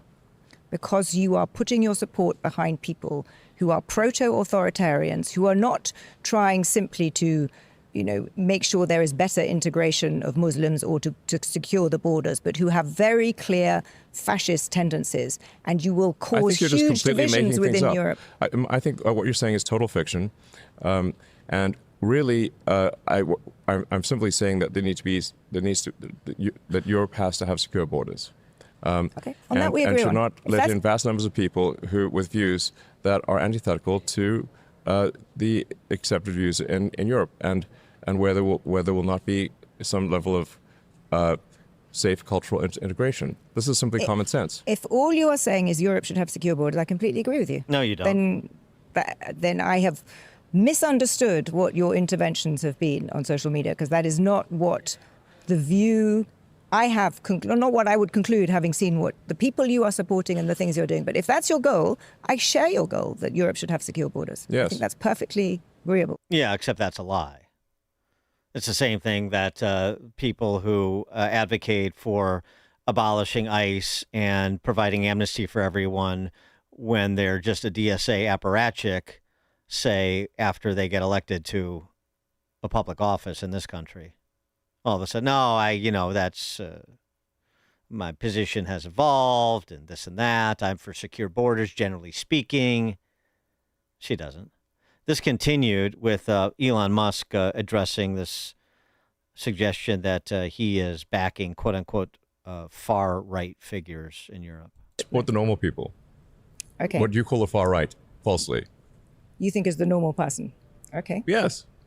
Literally, you could go back 10 or 15 years, and these policies were completely normal. In fact, one of the tricks that I think is funny. One thing that's quite funny is to take a speech from Obama and Hillary, and then go to someone and say, who's sort of on the sort of what I call the lunatic left, and say, what do you think of the speech by Trump? Oh wow, he's the worst person ever. Actually, that was a speech by Obama, or actually, that was a speech by Hillary. I agree. No, I agree that the center of gravity in this country has shifted. Certainly, the Democratic Party has shifted to the left, but that's not what I'm talking about. I'm talking about people like Rupert Lowe. I'm talking about people. It's actually just normal people. It's just normal people. It's just normal people, and here are the principles. And tell me which of these sound terrible. That we should have secure borders. That we should have safe cities. That we should have sensible spending. Which of those three are far right fringe? And I would like to just admonish you and the media for the absurd characterization of the far right. It is false and misleading and nonsense. Please keep this part in. We'll keep all of this in. But yeah, and in terms of what he said, go back 15, 20 years and listen to speeches you would hear from the leading lights of the left in that time. I mean, just as a reminder, you've heard it on this show before, Barack Obama in 2007 on illegal immigration. I think we should have strong border security. It doesn't make sense for us to allow hundreds of thousands of people coming through our borders without us knowing who they are, oftentimes in very hazardous situations and unmonitored situations that Hillary Clinton on the same topic in 2008. So I think we got to have tough conditions. Tell people to come out of the shadows. If they've committed a crime, deport them. No questions asked. They're gone. If they've committed a crime, deport them, no question asked, they're gone. And you can go back to Harry Reid and Chuck Schumer and Bill Clinton for the same sort of commentary that if you attributed to Trump today, it would be fascistic, ICE jackbooted thugs, but it was center cut and, frankly, generally speaking, bipartisan once upon a time not so long ago.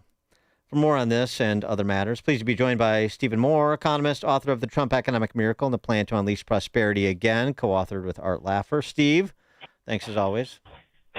Hey, Dan, good morning. I had not heard that interchange between The Economist and Elon Musk, but this has been the modus operandi of the left for many, many years. They are the authoritarians, and there are authoritarians on the right, but for the most part, the people who want to control your life are people on the left. They're the socialists. They're the ones who want the government to take over the economy, et cetera. And so I think I like Elon Musk. I think he's very sensible. Obviously, he's one of the smartest people ever walked on the planet, but also he has the right framework. Get the government out of the way. That's how he's been able to build these great companies. So I'm just frustrated because when Zanny talks about authoritarians, those are the people running the economies of France and Spain and Italy and Germany, and they've run those economies into the ground. Yeah, there was a fun moment too between the two where she talked about how Musk has angered a lot of people and generated a lot of antipathy, and his response was, he's hurt their feelings. Yeah. Well, his response was, basically, you should get outside your bubble. There's a lot more people that hate you and hate the media, the establishment media, than hate me, and that's true. Well, look, I think you and I share a kind of libertarian view of the world. We want to be left alone. We want the government to enforce the laws, but not be involved in every area of our activities. And by the way, I did want to talk about the hearing that is going on as we speak. Yeah. Because I don't know if you listened to Rand Paul's opening, but it was scathing in terms of what he said to Fauci. Now, is Fauci taking? What's the latest? He's taking the fifth. Yeah. Oh my God! Because what a squirrel he is. Because he has been slandered by Rand Paul and his private musings and so forth. He slandered himself, Dan. I know. All you have to do is read the diaries. Well, I mean, he lies. I'll give you just one example. It's in our hotline this morning. How many times has he said? 50 times. I never ordered any of these school shutdowns. And then in his diaries, there's like 15 entries about how I persuaded this school administrator and the people in New York and the people in New Jersey to shut down their schools. And then he said, I didn't ask anybody to shut down their schools. You want to talk about authoritarianism? I mean, this is one of the most dismal periods of authoritarianism in America's history. And he was the lead proselytizer and policymaker.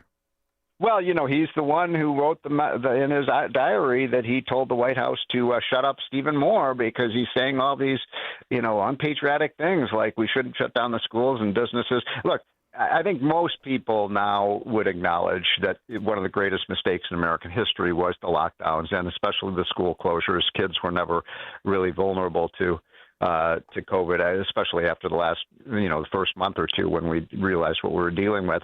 And yet Fauci is still celebrated, Dan, by the left in this country.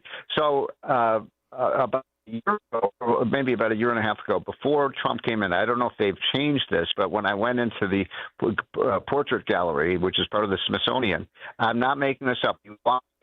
In the first major portrait you see, you know who it is? Tony Fauci. Fauci. Yeah. It's like, well, who did they put next to him? Benedict Arnold? I mean, my God, the guy But then you ask the question, why did the left love him so much? Why did he become an overnight sensation and celebrity? Because he was contradicting what Trump was. Yeah, and because they share a penchant for domineering people, of course, and of course, running their lives for them. Yeah, Wait a minute, fellow are you travelers. saying they're the authoritarians? Yeah, right. Speaking and speaking of this, the rise of the DSA as the controlling force of the Democrat Party. The rollout of the Mamdani grocery stores. Let's talk a little bit of dollars and cents. It didn't work in Kansas City, but it's 30% below retail prices. 70 million dollars in taxpayer subsidies. You looking forward to shopping in the Mamdani grocery stores? Absolutely. Of course, did you see it's going to take 3 years to build, even though they already own the building? I mean, it doesn't take 3 years to build a grocery store unless the government runs it. Right. So he'll probably be out of office, hopefully, by the time this thing opens up. But it's almost like a Saturday Night Live skit, right? I mean, you can't make this up. He's saying that it's going to be free, lower costs, and everybody's going to be able to afford their food. And, I'm like, gee, where did they try this before? Oh, yeah, Soviet Union tried this, and they had lines around the block of people getting in the grocery store. And then once you got into the grocery store, there was nothing on the shelves, but the prices were really good.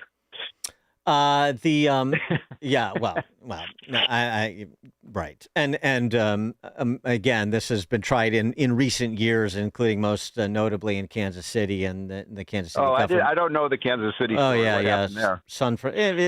After 4 years and tens of millions in subsidies, they couldn't make a go of it, and they shut it down. That's what do you think happened? The thing that always happens. The other interesting thing is the pursuit of legal action by bodega owners in New York City who are being out, who are worried about having their prices undercut by their own government. Yeah. Yeah. And these are immigrants. I thought they liked immigrants, and they're, hardworking, working class people, and they're going to put that out of their business. By the way, if a private company tried to come in and say, "Hey, we're going to undercut all of the competition," they say monopolist. But I guess they don't. Predatory pricing. Predatory pricing. Predatory pricing. Exactly.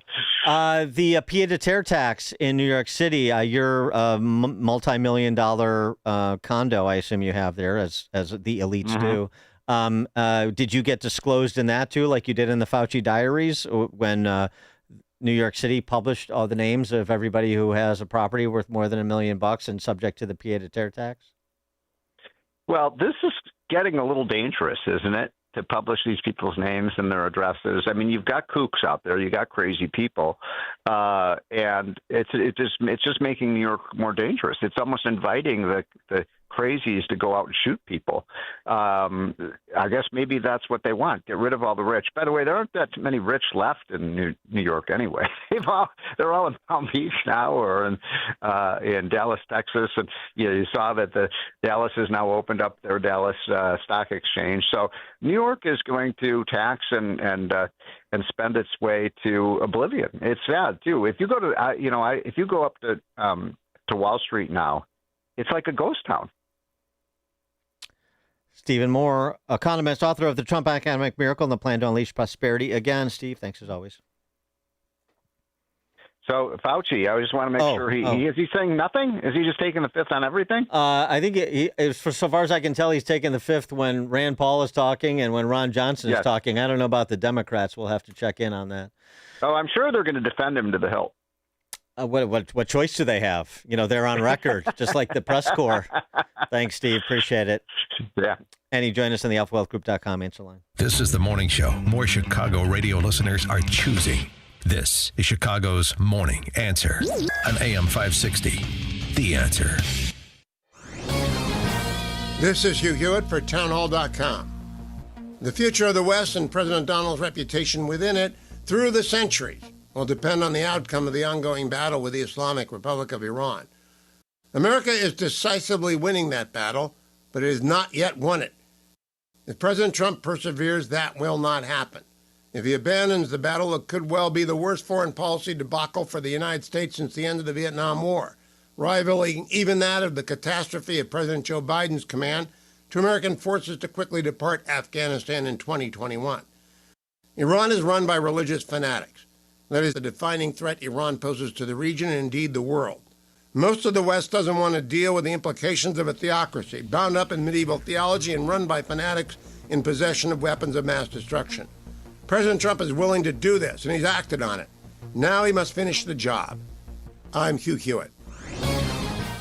You know what really keeps me up at night? It's the criminals feel more and more bold. They have no fear of any consequences because there are none. So I did what anyone with a family should do. I called Goldilocks. They're not just some cookie-cutter security company. Goldilocks has been protecting Chicagoland homes and businesses for 4 decades, 40 years. And they actually listen. Their technician comes out to the house. He takes a look at what you need to make your house a smart home with a security system you can monitor from anywhere. It's built specifically for me and my family. Motion sensors, smart locks, cameras, monitoring, all customized. I don't trust anybody in Illinois to protect my family. I do it, and I did it by calling Goldilocks. I trust Goldilocks to keep my house, my property, and my family safe. Tell them Sean Thompson sent you, and Goldilocks will include 3 months free monitoring with any new installation. Call Goldilocks at 708-889-5600. That's 708-889-5600. Or visit them online at GoldilocksInc.com. Here's the deal. The government is over $38 trillion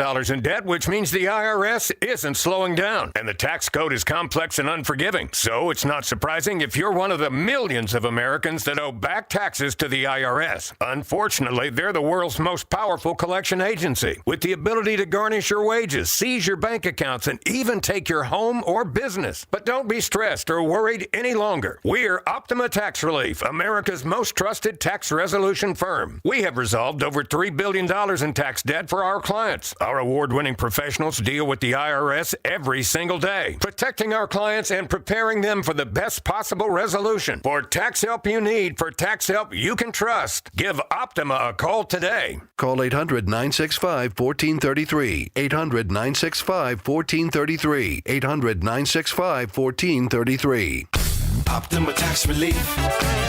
Some restrictions apply. For complete details, please visit OptimaTaxRelief.com. You've probably heard all those ads for life insurance. Just a few dollars a day, apply online in minutes, no medical exam. Simple, easy, and cheap, right? Now you're thinking, maybe I should get a quote. Well, smart thinking. Everyone should have life insurance. But here's what they don't tell you. Those few dollars a day rates, they're for young people in perfect health. That's why everyone calls Big Lou the 50 to 60-year-old not-so-perfect candidate. Like you. You take prescription meds and you're overweight. Winner, fried chicken dinner. Well, Big Lou works with life insurance companies that want people like you with no surprises after you apply. In fact, if you're a 50-year-old guy with a few health glitches, Lou could probably find you $1 million of term life coverage for about $200 a month. So yeah, you need life insurance. But unless you're young and healthy, you gotta call Big Lou because he's like you, older, heavier, and on meds too. Get a quote right now at 800-555-2085, 800-555-2085, or biglou.com. The following contains a celebrity impersonation. Mr. President, we're seeing reporting that air conditioning systems are failing as temperatures rise. What is your response? I said, don't wait. People wait until the last second, then suddenly it's hot and nothing works. I understand this stuff, probably better than anybody. Mr. President, why hasn't the White House issued any guidance? I gave perfect guidance. Call Air Right Heating and Cooling. That's the guidance. If people followed it, we wouldn't even be talking about this. Sir, but homeowners have so many HVAC options. They're not like Air Right. You got some bad installers out there, some real bad hombres. I wouldn't let them near the White House. It would be a complete disaster. Mr. President, there are reports of significant rebates on new systems. Can you confirm? I've heard about them. A lot of people talking about them. If you miss out, you'd have to be really not so smart. Tremendous savings, let me tell you. Visit Air Right Heating and Cooling at AIR-RITE.com. Air Right. Doing it right since 1959. AM 560. The Answer.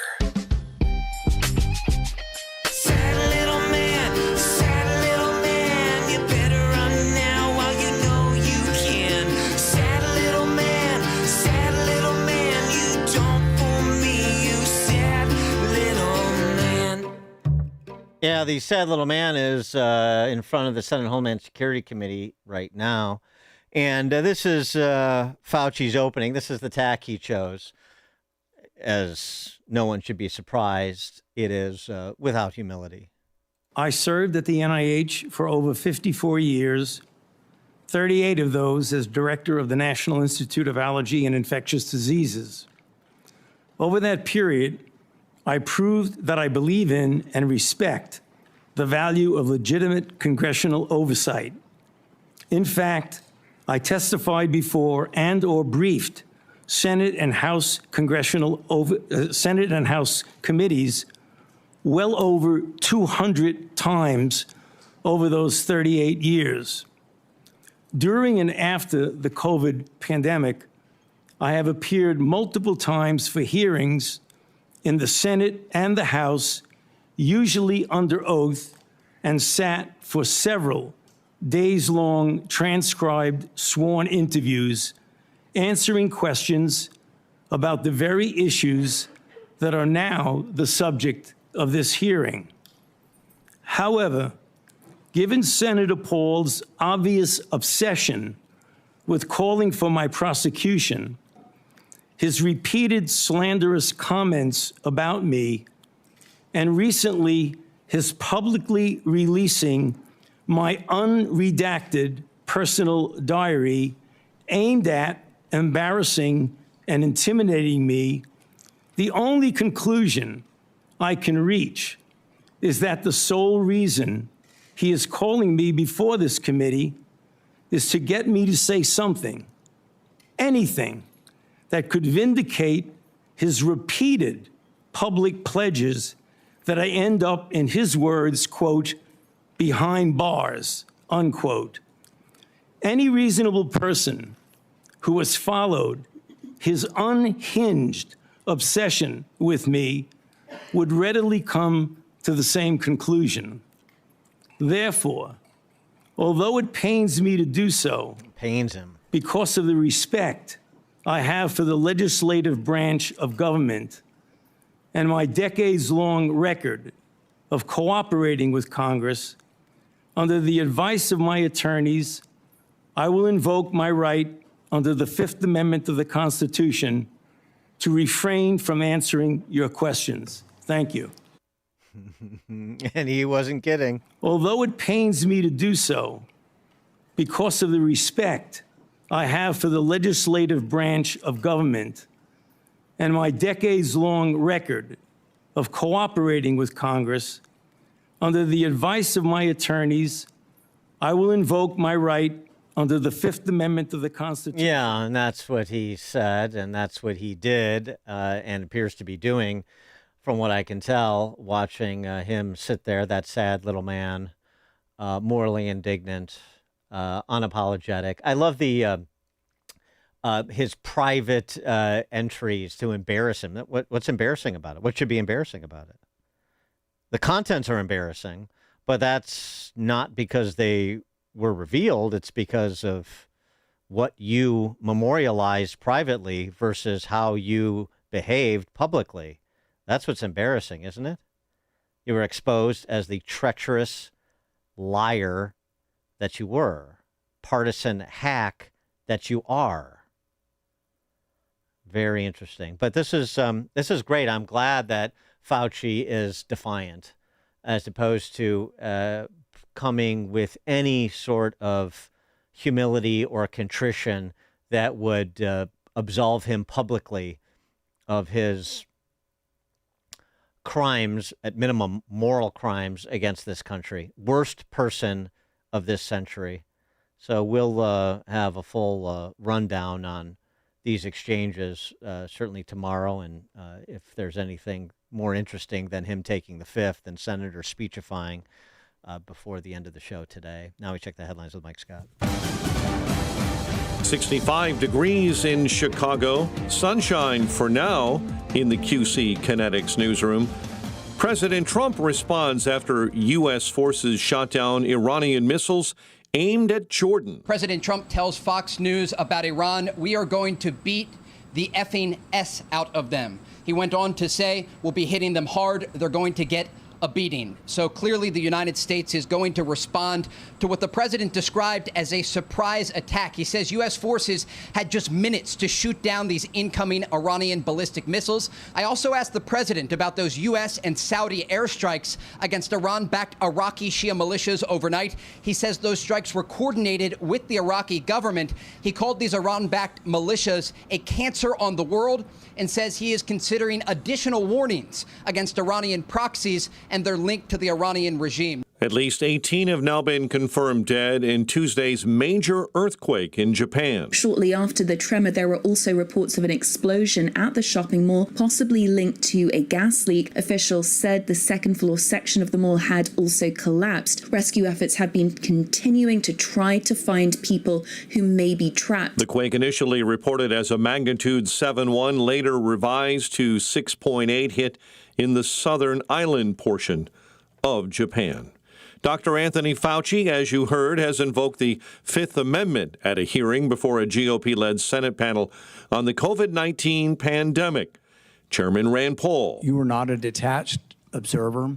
You had an institutional interest in the public believing that federally funded research had nothing to do with the pandemic.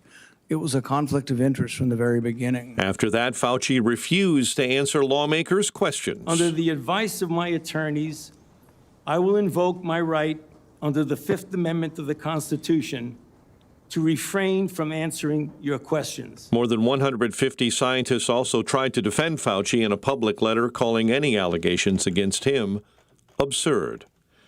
And at City Hall here in Chicago, Mayor Brandon Johnson, in just 25 minutes, will sign a new executive order strengthening Chicago's procurement standards for firearms.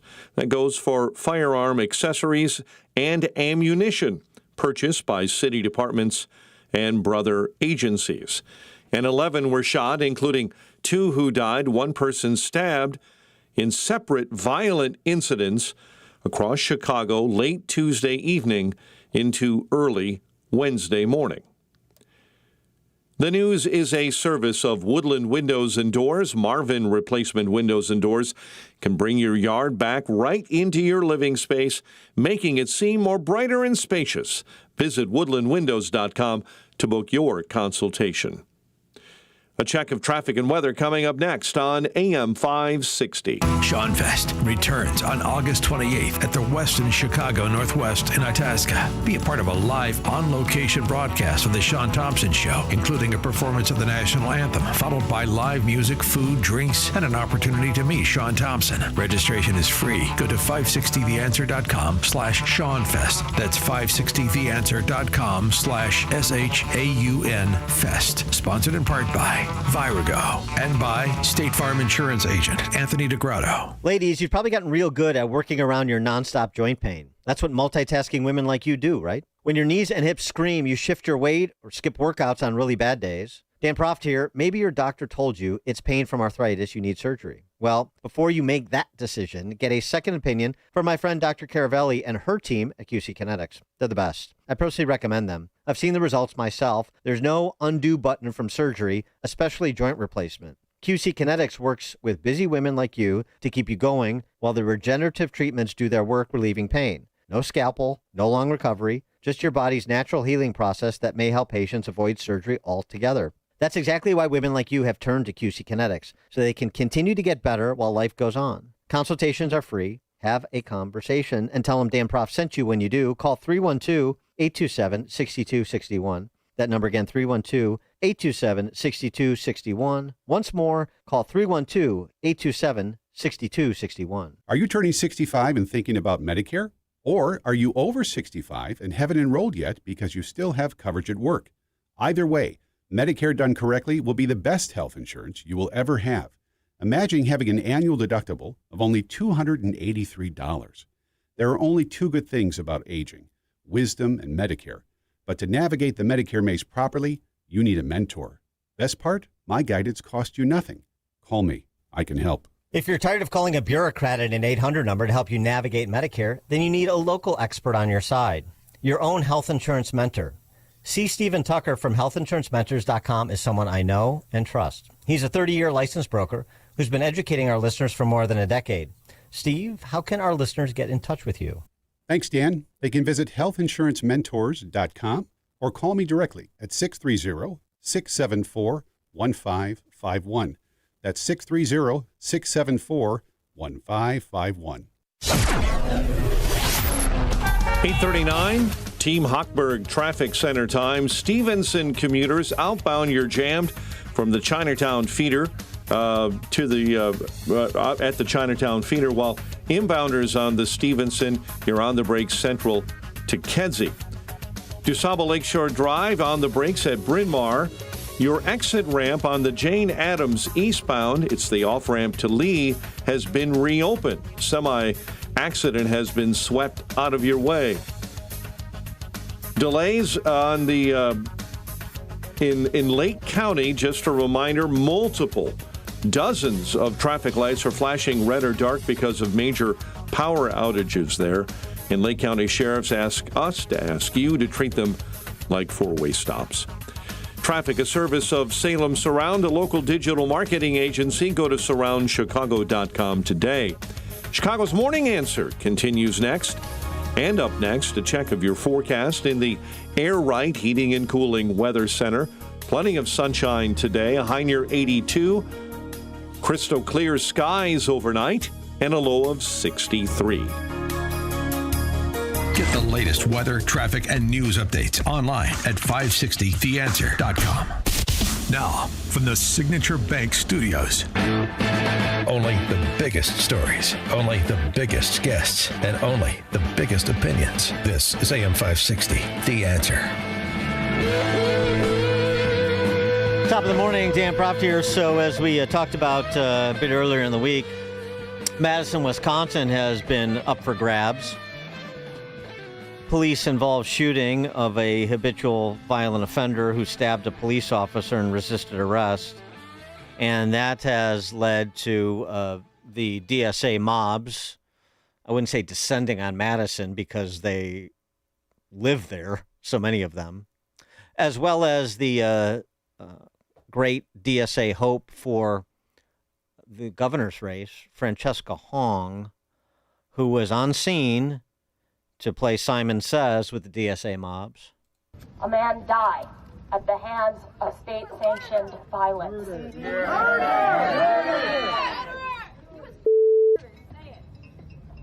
Say it. This Say it. is my statement.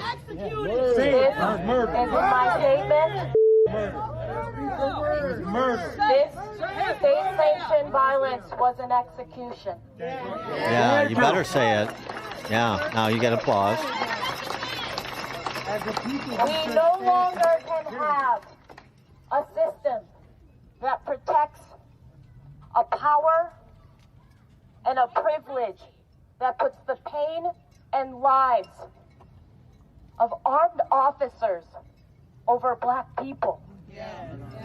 We cannot protect a system that continues to rain harm and terror.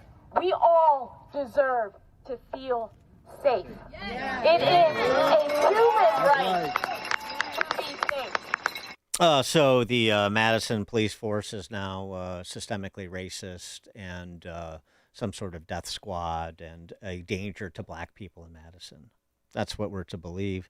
And frankly, it was a pathetic scene, one of the most pathetic I've seen, when the police chief's press conference was taken over by one of these DSA goons prattling on for minutes without talking about Zionists and Zionism. And anytime the police chief tried to speak, basically yelling over him and then taking the microphone and taking over the press conference. If there was an image of this sort of, the very thuggery that they pretend to rail against, and the abdication of law enforcement in these places that are dominated by these leftist neo-Bolsheviks, these neo-Bolshevik revolutionaries, that was that image.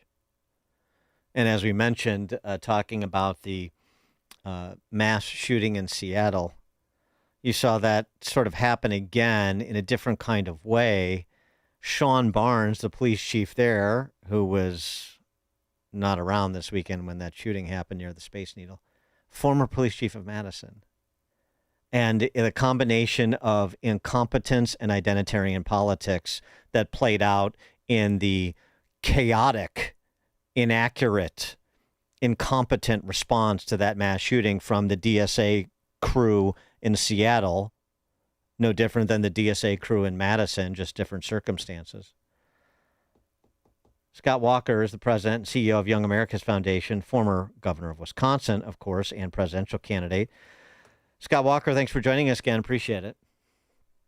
Good morning. Good to be with you. So the situation in Madison and the sorts of things you're hearing from the Francesca Hongs of the world, somebody who has, previously called for the abolition of ICE and borders and all the, frankly, all the planks in the DSA platform. That seems to be, or that appears to be the candidate who's going to run against Congressman Tiffany for the governor's mansion in Wisconsin, right?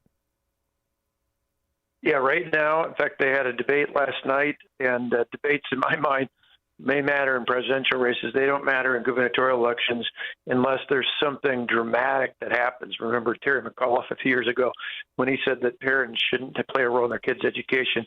That became a tagline that was used in ads. Last night, there wasn't anything like that. So short of an absolute meltdown in the next few days, I think Francesca Hong's going to be the nominee. She is radical. She is crazy. This is what democratic socialists do. It's not just her. This is a pattern all across the country. And this example that you mentioned with the officer-involved shooting in Madison is a good reminder, hopefully a wake-up call to people all across the country. What you played, and I'm glad that you played it, because it was not just that she said it was an execution. She was baited into this. This is a mob rule. This was something where, she's gotten closer to being the nominee. She's trying to tone her radical rhetoric down a little bit just to be somewhat plausible with independent swing voters in Wisconsin. But we saw it, live as it was happening there.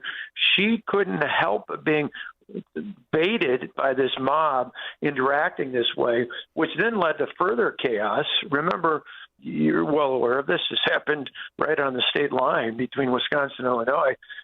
6 years ago, Tony Evers, the governor of Wisconsin at the time, today as well, a Democrat, basically did something similar after Jacob Blake was shot by an officer. In the end, subsequent videos showed that this guy was out of control, that he'd been tasered, that all these things had happened, and so was ultimately involved shooting was ruled justified, but by all accounts.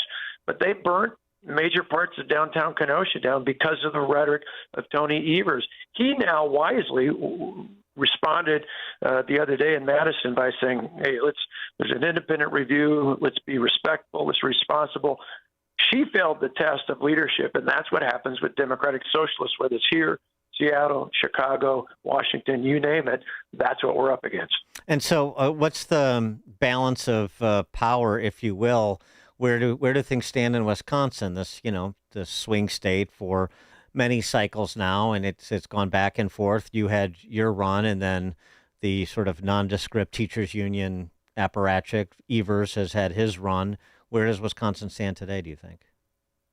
Well, right now it's a toss-up. The state Senate, state assembly are both controlled by Republicans, although with the very, very liberal Supreme Court adding additional radical political elements the last couple of years, they all but forced a change in redistricting. And so the state Senate is on the precipice of potentially flipping. Now, if Tom Tiffany wins and he does well, he probably not only carries a victory in the governor's race, but could be strong enough to carry three of the key state Senate races. On the flip side, if things go horribly wrong, and not only does Tiffany lose, but it's a blowout, you could see the state Senate and the state assembly both flip. The court's already in liberal hands, and you could see a state that, just a few years ago was one of the leaders when I was there under conservative reform, flip the other way. But this, and we've talked about this before, this isn't just about Wisconsin. This is a forecast.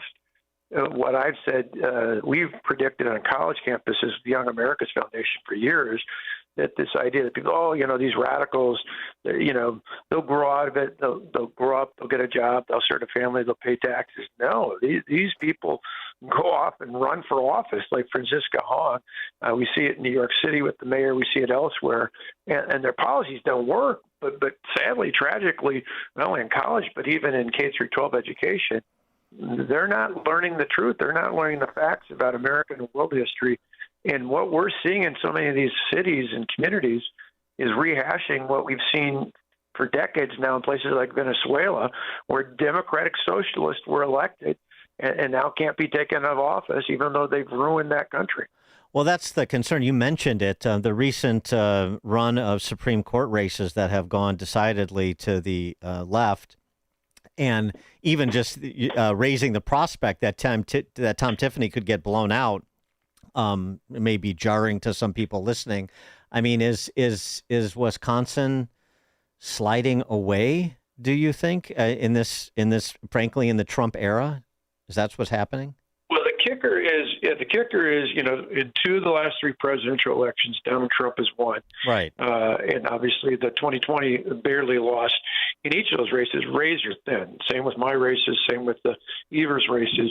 But the real concern, particularly since COVID, one of the interesting factors, demographics sometimes play into politics in a bigger way than we expect.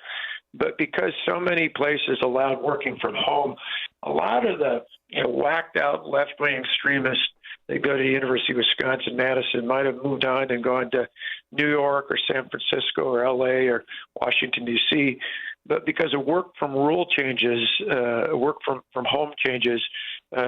during COVID, many of them have stayed in that area. So those numbers, particularly in the Supreme Court races, we've seen 80+% turnout for the radical candidate the last couple cycles in the Supreme Court. And so my worry is if not only those numbers increase, but the intensity increases there, that people like Tom Tiffany and others have to get that coalition that elected Donald Trump in 24 to awaken again, to say it's not enough to just stand up and support Donald Trump. They have to support people like Tom Tiffany and others, or they're going to be stuck with leaders like Francisca Hong and others who are not just going to be combative with President Trump, who are going to literally tear down the state. I mean, the images we saw in the last couple of days, even of presumably in many cases liberal voting citizens in Madison, they're kind of getting what they voted for, but where they're being accosted, just driving a car down the street, not being able to get out, pleading with people saying they support them, but not being able to get out. I don't think that plays well outside of Madison. I don't think it plays well even in parts of Madison. But that's what you get if things don't change in terms of the turnout in these upcoming elections. And it seems to me that both the right and some on the left that are sort of more old school Democrats have underestimated the organizing prowess of these neo-Bolsheviks, the DSA crowd. Absolutely. Yeah, they've got the passion, they've got the youth vote, and by 2028, the majority of votes cast for president will be millennials and Gen Z. And if we don't wake up, our nation can be going quickly. We already saw Pride in America, according to Gallup just a few weeks ago, lowest level in the 25 years of that history. That's not because our kids are choosing wrong. That's because we're not doing enough to educate them on what it means to be an American. And your comrade there, Ron Johnson, is front and center in the Senate Homeland Security Committee hearing going on right now involving that sad little man, Tony Fauci. Ron Johnson, I mean, is there a lesson from Ron Johnson? Because he's been in a state that elects Tammy Baldwin and Ron Johnson is an unabashed conservative. He's been a leader on controversial issues where he's taken flack, like on COVID and others, and yet he is able to win in Wisconsin. So is there a lesson for Tom Tiffany and others to be taken from Ron Johnson? Yeah, authenticity wins the day. It's true even with younger voters. Authentic exchanges. I think that's why Donald Trump did well, particularly in 2024, why Ron has done well. It's why I won 3 times. You can't try and be something you're not. I actually think in the end, Francisca Hong is the nominee. Tom Tiffany is a very low-key, kind of easygoing kind of guy, very typical of a lot of, average Midwesterner. Some people grumbled about that early on. I think it's going to be a great contrast to Hong, the F-bomb dropping activist who just comes across as angry all the time. And that's a reminder. We don't need a leader who's not only angry, but who's one who's just blatantly wrong. We need a steady Eddie, and that's what you get with Tom Tiffany, I think. Andrew Sullivan wrote this almost a decade ago now, but basically sort of what you were talking about earlier. We all live on a college campus now. That was happening on the campus between the late 60s and the turn of the century is now metastasized into the culture writ large. And I wonder, though, with the Trump administration's approach to the anti-Semitism on campus and other matters with respect to financing of and distribution of taxpayer funds to colleges, if you're seeing more progress towards peaceful pluralism on college campuses in your role as Young America's Foundation CEO, are we clawing some sanity back on college campuses, or are we still running in place? Yes to both. Yes, there's been a tremendous help. With the Trump administration, combination Department of Education, talking about withholding funds for those that don't offer, level playing field in terms of free speech. That's a basic minimum requirement.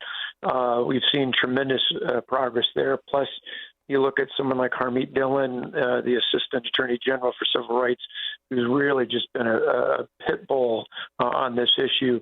She's been great. That said, you're constantly having to push. This should be something. A college campus should be a place where free speech and open debate and discussion is the norm.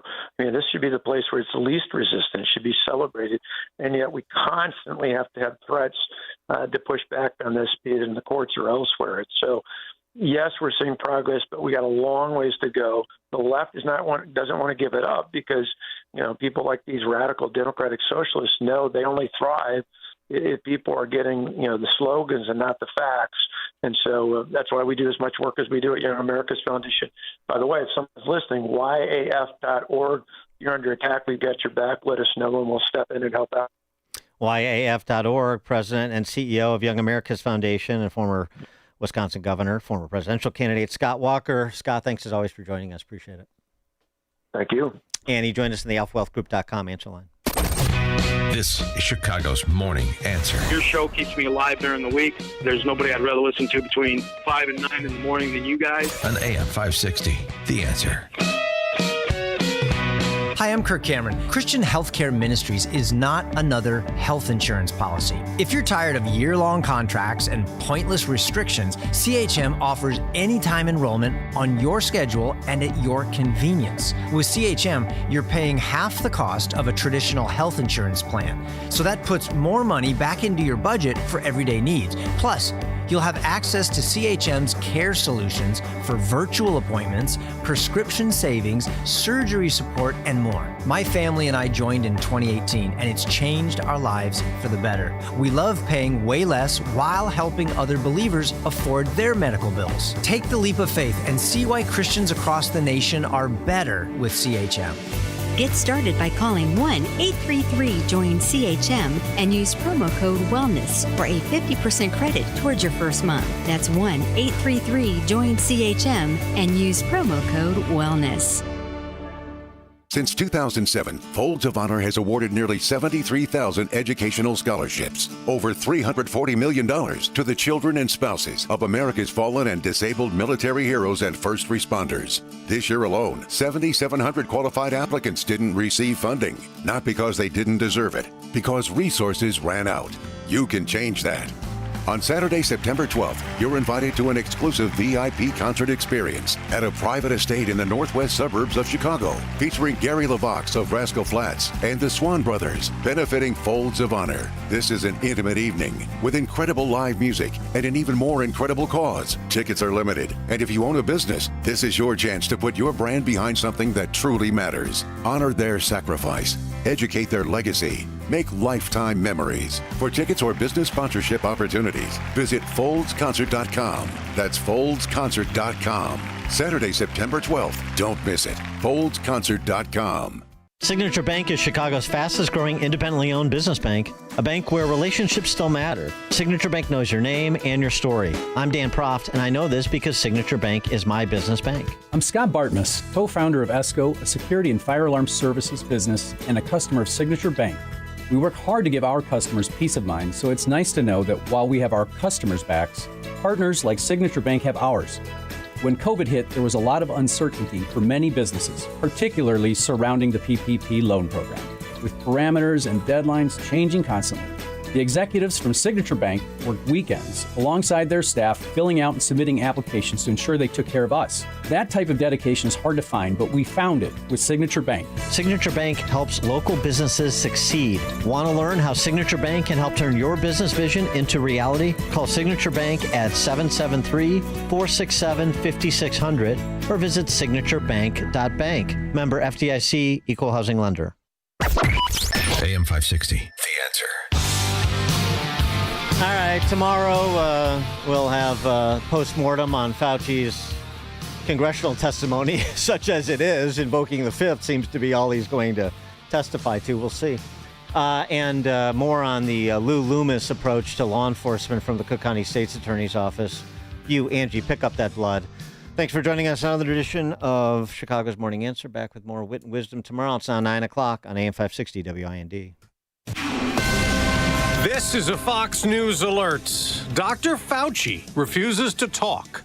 I'm Dave Anthony. On the advice of counsel, I respectfully decline to answer based upon my rights under the Fifth Amendment of the Constitution. And Dr. Anthony Fauci has said that over and over this morning at a hearing into COVID and the pandemic response, refusing to answer questions, saying the committee chair, Republican Senator Rand Paul, is out to get him. Get me to say something, anything, that could vindicate his repeated public